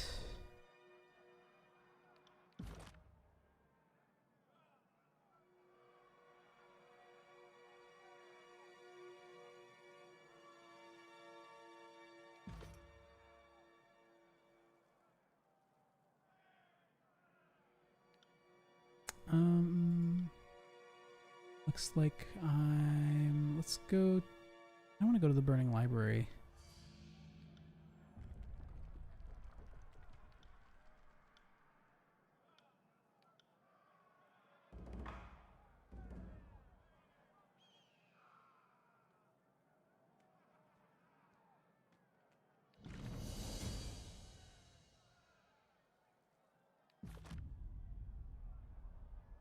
Except that the knowledge at the Burning Library forbidden, like...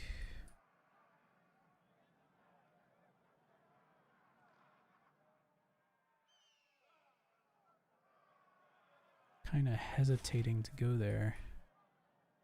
Let's go to the Forge. Alright. Interrupted by Beastmen. Are we gonna fight him? This will be the first and last combat of the day, probably.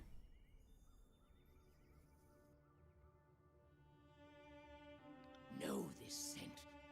Stench of blood, sweat, battle, iron and death. Smells like alpha. Smells of strength. But is male. Have been stalking human centrail.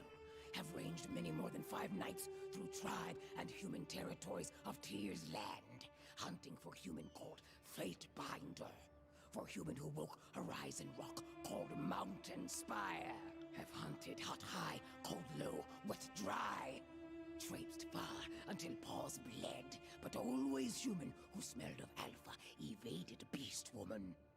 Had to slink through shadows, fast, fast, quick, without rest to catch delicious prey at last. Is our lore. Fate Binder knows tribes of beast women.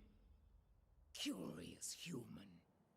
Male who smells of alpha and knows of shadow hunter tribe. Best tribe. Lost tribe of kills in shadow.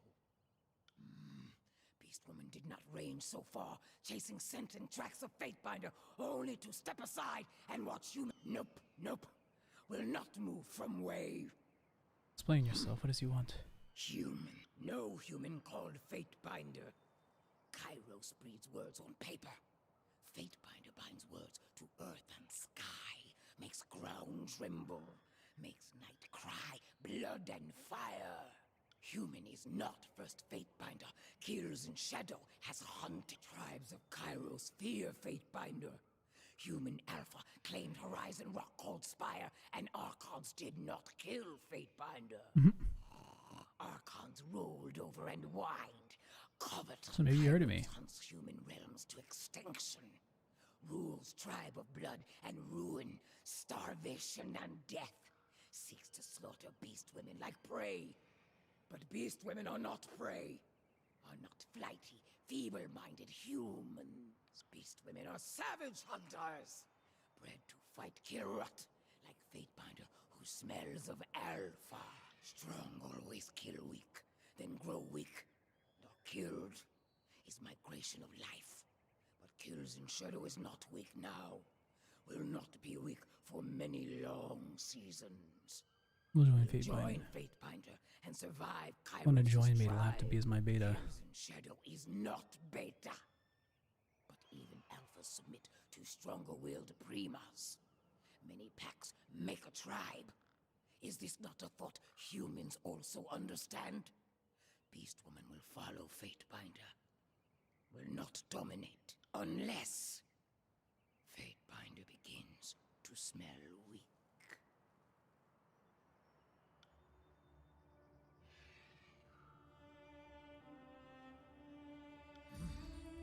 Alpha is clever hunter. Kills in shadow approves. Will help Fatebinder study and stock quarry. Will paw around slippery ice issues.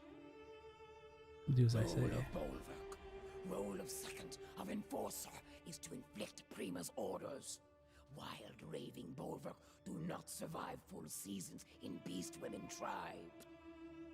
Kills in shadow will not shelter stone whelps anymore.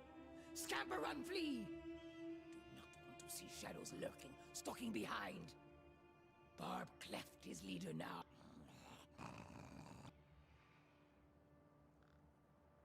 Let's Be seeing you, Fatebinder. bring her as our tank. Seems like a pretty good one, I think.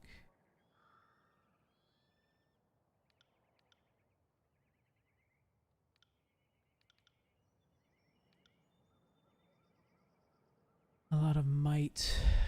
Yes, yes, yes. Good.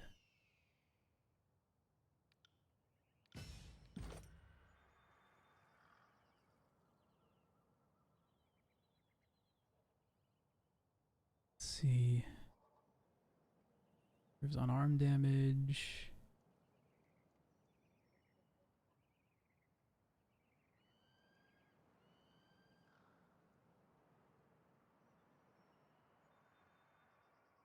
Green hit points when wounded. Like a berserker, then this is like the berserker tree. This is the damage dealing tree. So that's what it looks like to me.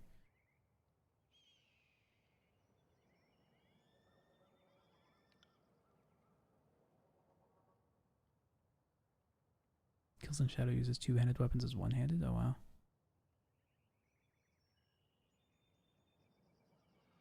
Action stealth cause targets to bleed and grant kills in shadow a heal over time effect that lasts till combat ends.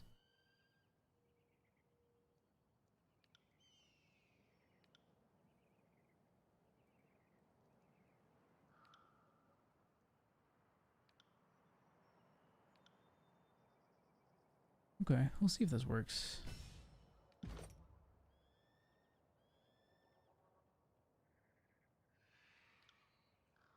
Heals in shadow.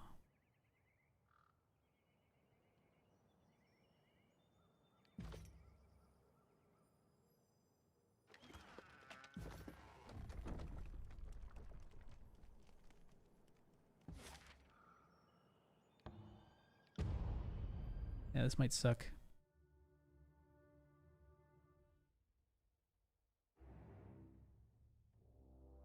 Time to steal everything that isn't locked down.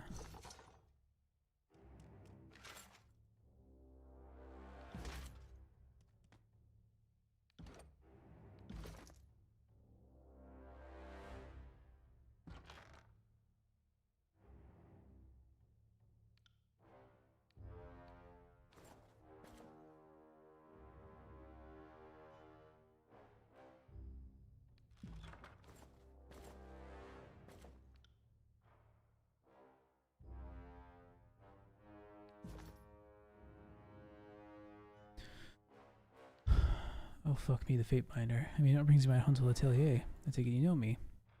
Who are you? My sigils, mostly I'm a crafter. They keep me around for odd jobs, fixing tools, repairing armor, and generally trying to keep Halfgate from falling into the stone sea. Nice forge. To the Vellum Citadel. You a sage? Is anyone anymore? I heard the school burned up. Surprised you took notice. I sent you here as a former sage, not that you ever officially left, but you got tired of the Citadel and never came back. Not today.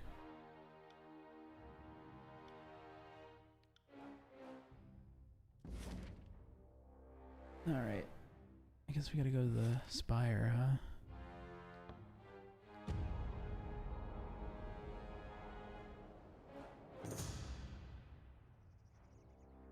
Trio of tearsmen clad in ragged remnants of noble finery.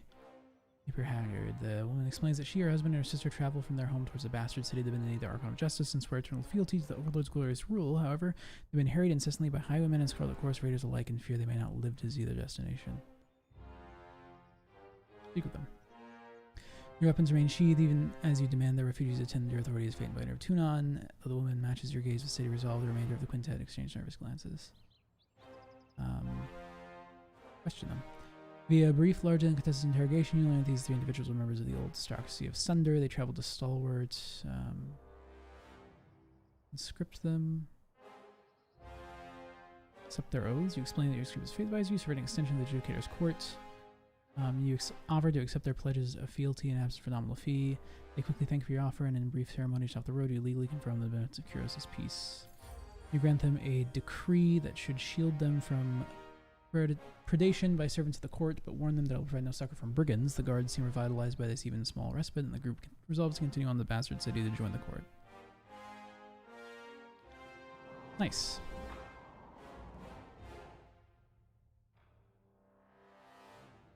Yeah, I don't really like the Beast Lady as much as I like Barrick. Right, Barrick. My Lord Binder, what can I do for you? Suit up, If Barrick. you would have me travel it. We'll wait for a short while. Let's go back to the forge. Probably gonna wrap up here pretty soon. I just want to see what we can do about Barrick.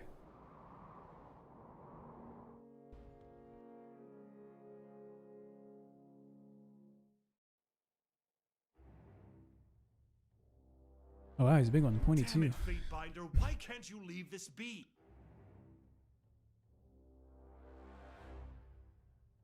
Fate Binder, you know as well as I that Tunon forbade this. I cannot be complicit. Promise you this will be for the best friends. Let me deal with the legal I have little ramifications. confidence that Tunon will see. What manner of questions? I'm not asking anything political, tactical, only personal matters.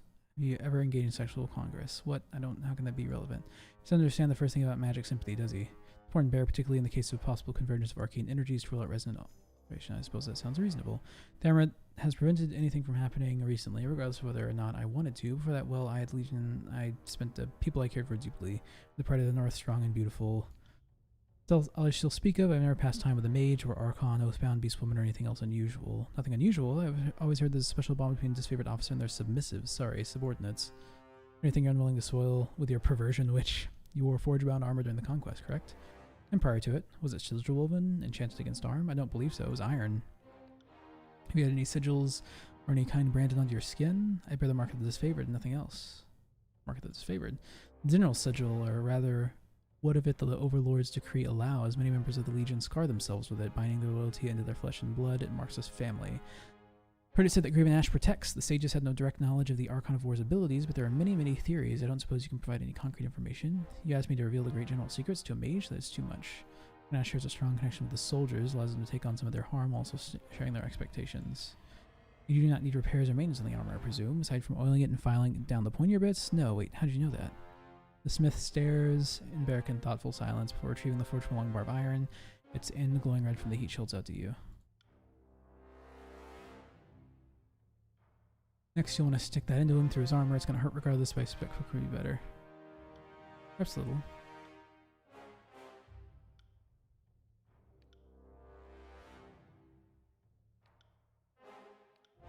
I'm the Gate General's name.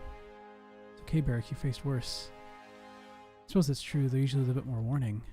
Amazing. The smith holds up the sizzling metal prod, drawing a sigil in the air with a free hand. Examine the wound. Into the injury barrack. The wound seems to close, bronze-colored skin knitting together at the edges. However, Barrack's armor cage slowly shifts and flows, incrementally reducing the aperture. Are you seeing this too? His armor seems to be healing just like his flesh. Exactly, on the edges. Your armor and flesh heal as one. Is that standard property among the disfavored? Not to my knowledge. If Hina's armor heal as one, likely they're mystically bound together. Indeed, Tuna likes so smart, I take it. The question remains, though, why does this happen? I have a working theory, but what I can't make out is what differentiates you from the other disfavored who serve in the Blade Grave. Maybe it's some trick of the blood, maybe it's your connection to the Fatebinder, maybe something else, but I hardly knew the Fatebinder. There's a lot we don't know about how the world works. Kairos' strictures against literacy and inquiry don't exactly help. Choose your words carefully. Apologies. Before I can suggest a solution, I'll need a sample of alloyed iron and bronze from the site of your entrapment. About this much can do. The sample.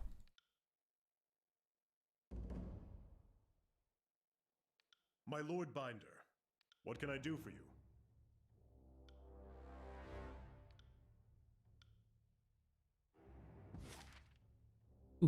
Actually, there is a missive. It's difficult to separate fact from superstition when it comes to the edicts. Edicts are stronger than Kairos, as there's...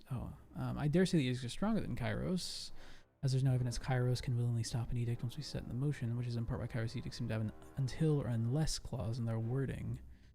I know the edict is as powerful as it is, requires a human voice to complete the casting, thus the Overlord, as people like you proclaim edicts cast far from the Imperial throne. The magic is Kairos' magic, but the human voice is the final carrier or trigger to complete the magic phenomenon. Here's what's most fascinating, at least as far as you're concerned. There have been dozens of mortal agents who have made to proclaim edicts. 2/3 of them die within a decade, and many give reports of lingering mystical scars from the ordeal.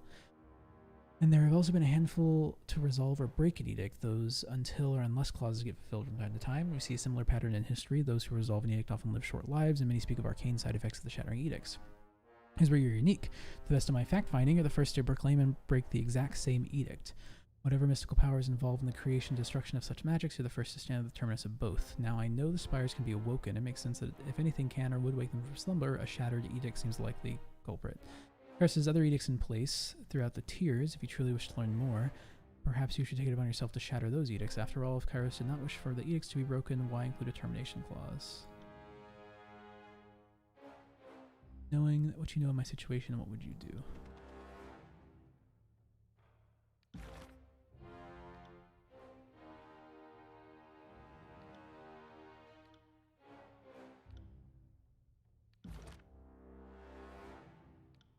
Barrack now fears me a lot.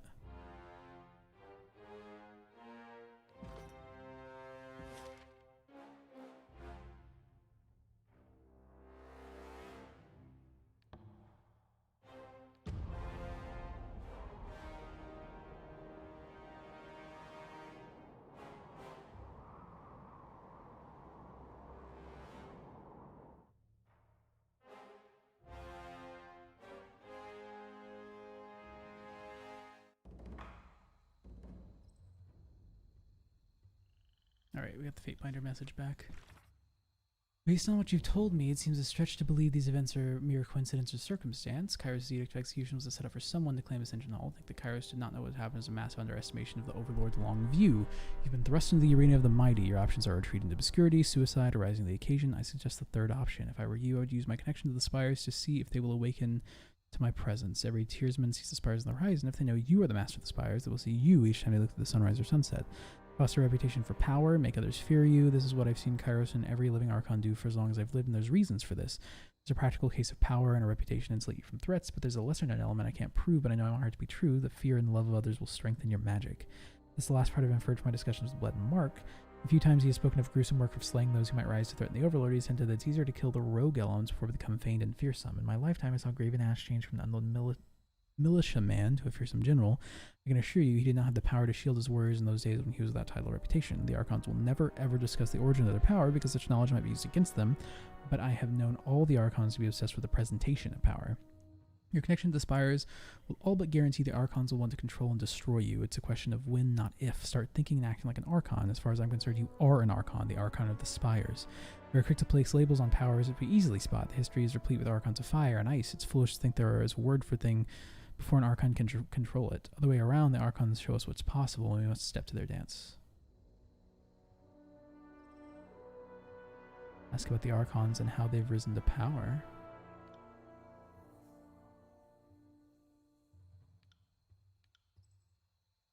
So made mention of Graven Ash. Planning to Archon, it's safe to say I wasn't born knowing what I can or can't do, and it stands to reason I might learn something from the stories of other Archons.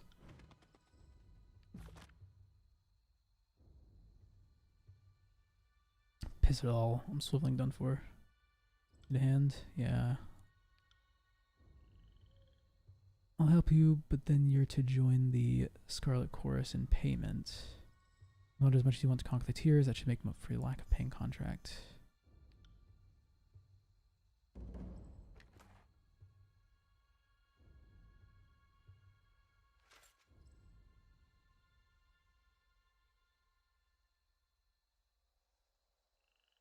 How do I use a spell? Can I do that right now?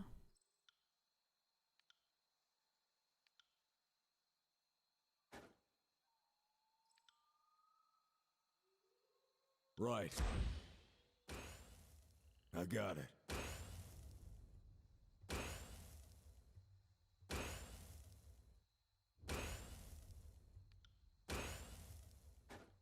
Apologies, but I can't do that. Alright, looks like there's some people up there, but save our game. Not do a single battle in this entire 3 hours. It's kind of exciting. Why don't we do one for good measure? Will do.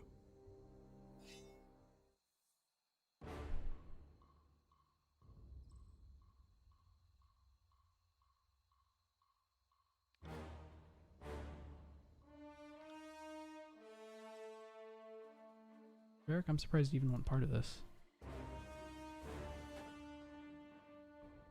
No can do.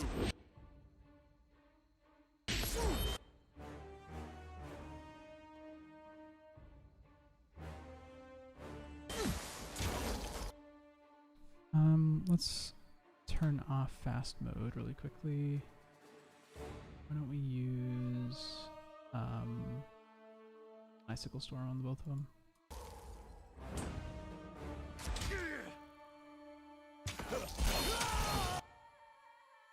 And we'll use Fulmination.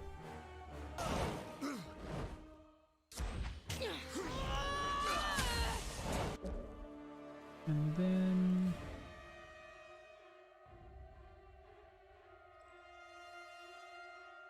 one per encounter. Yeah.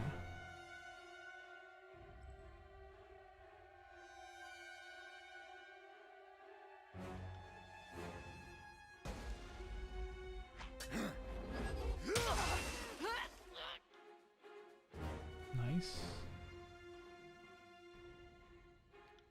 Rhyme Spike. Will do.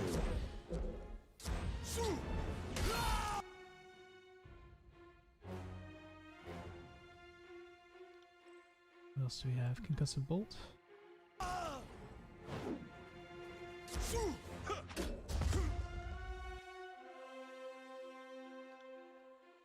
Will do.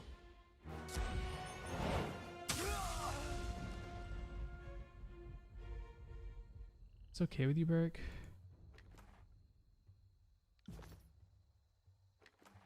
Seems like this probably isn't...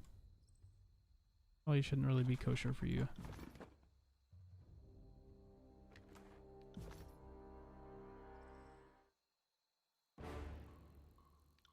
Alright, Beric, you're gonna run up. You are going to Clash of Iron both of these guys.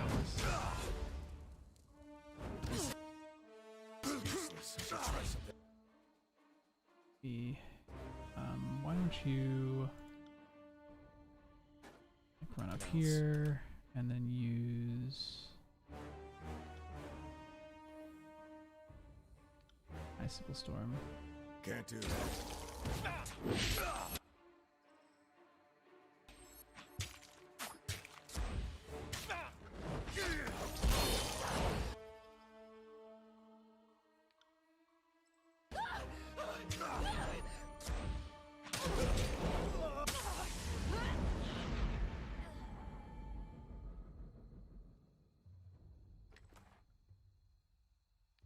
Alright. I think we're gonna wrap it up here. Just hit my bedtime, so. Well, we gotta upgrade Barrack.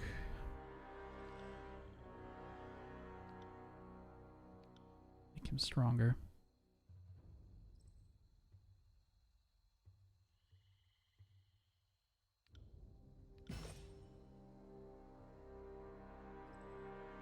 Further increase the number of enemies that Barrack can engage.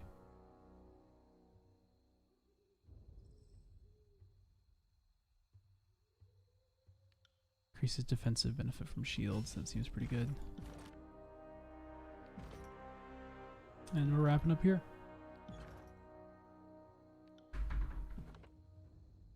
Alright. Thanks for watching, everybody. I'll be back again on Thursday, probably with some Among Us or some kind of multiplayer game. And then back with more Tyranny on Saturday. Be looking forward to it. Thanks.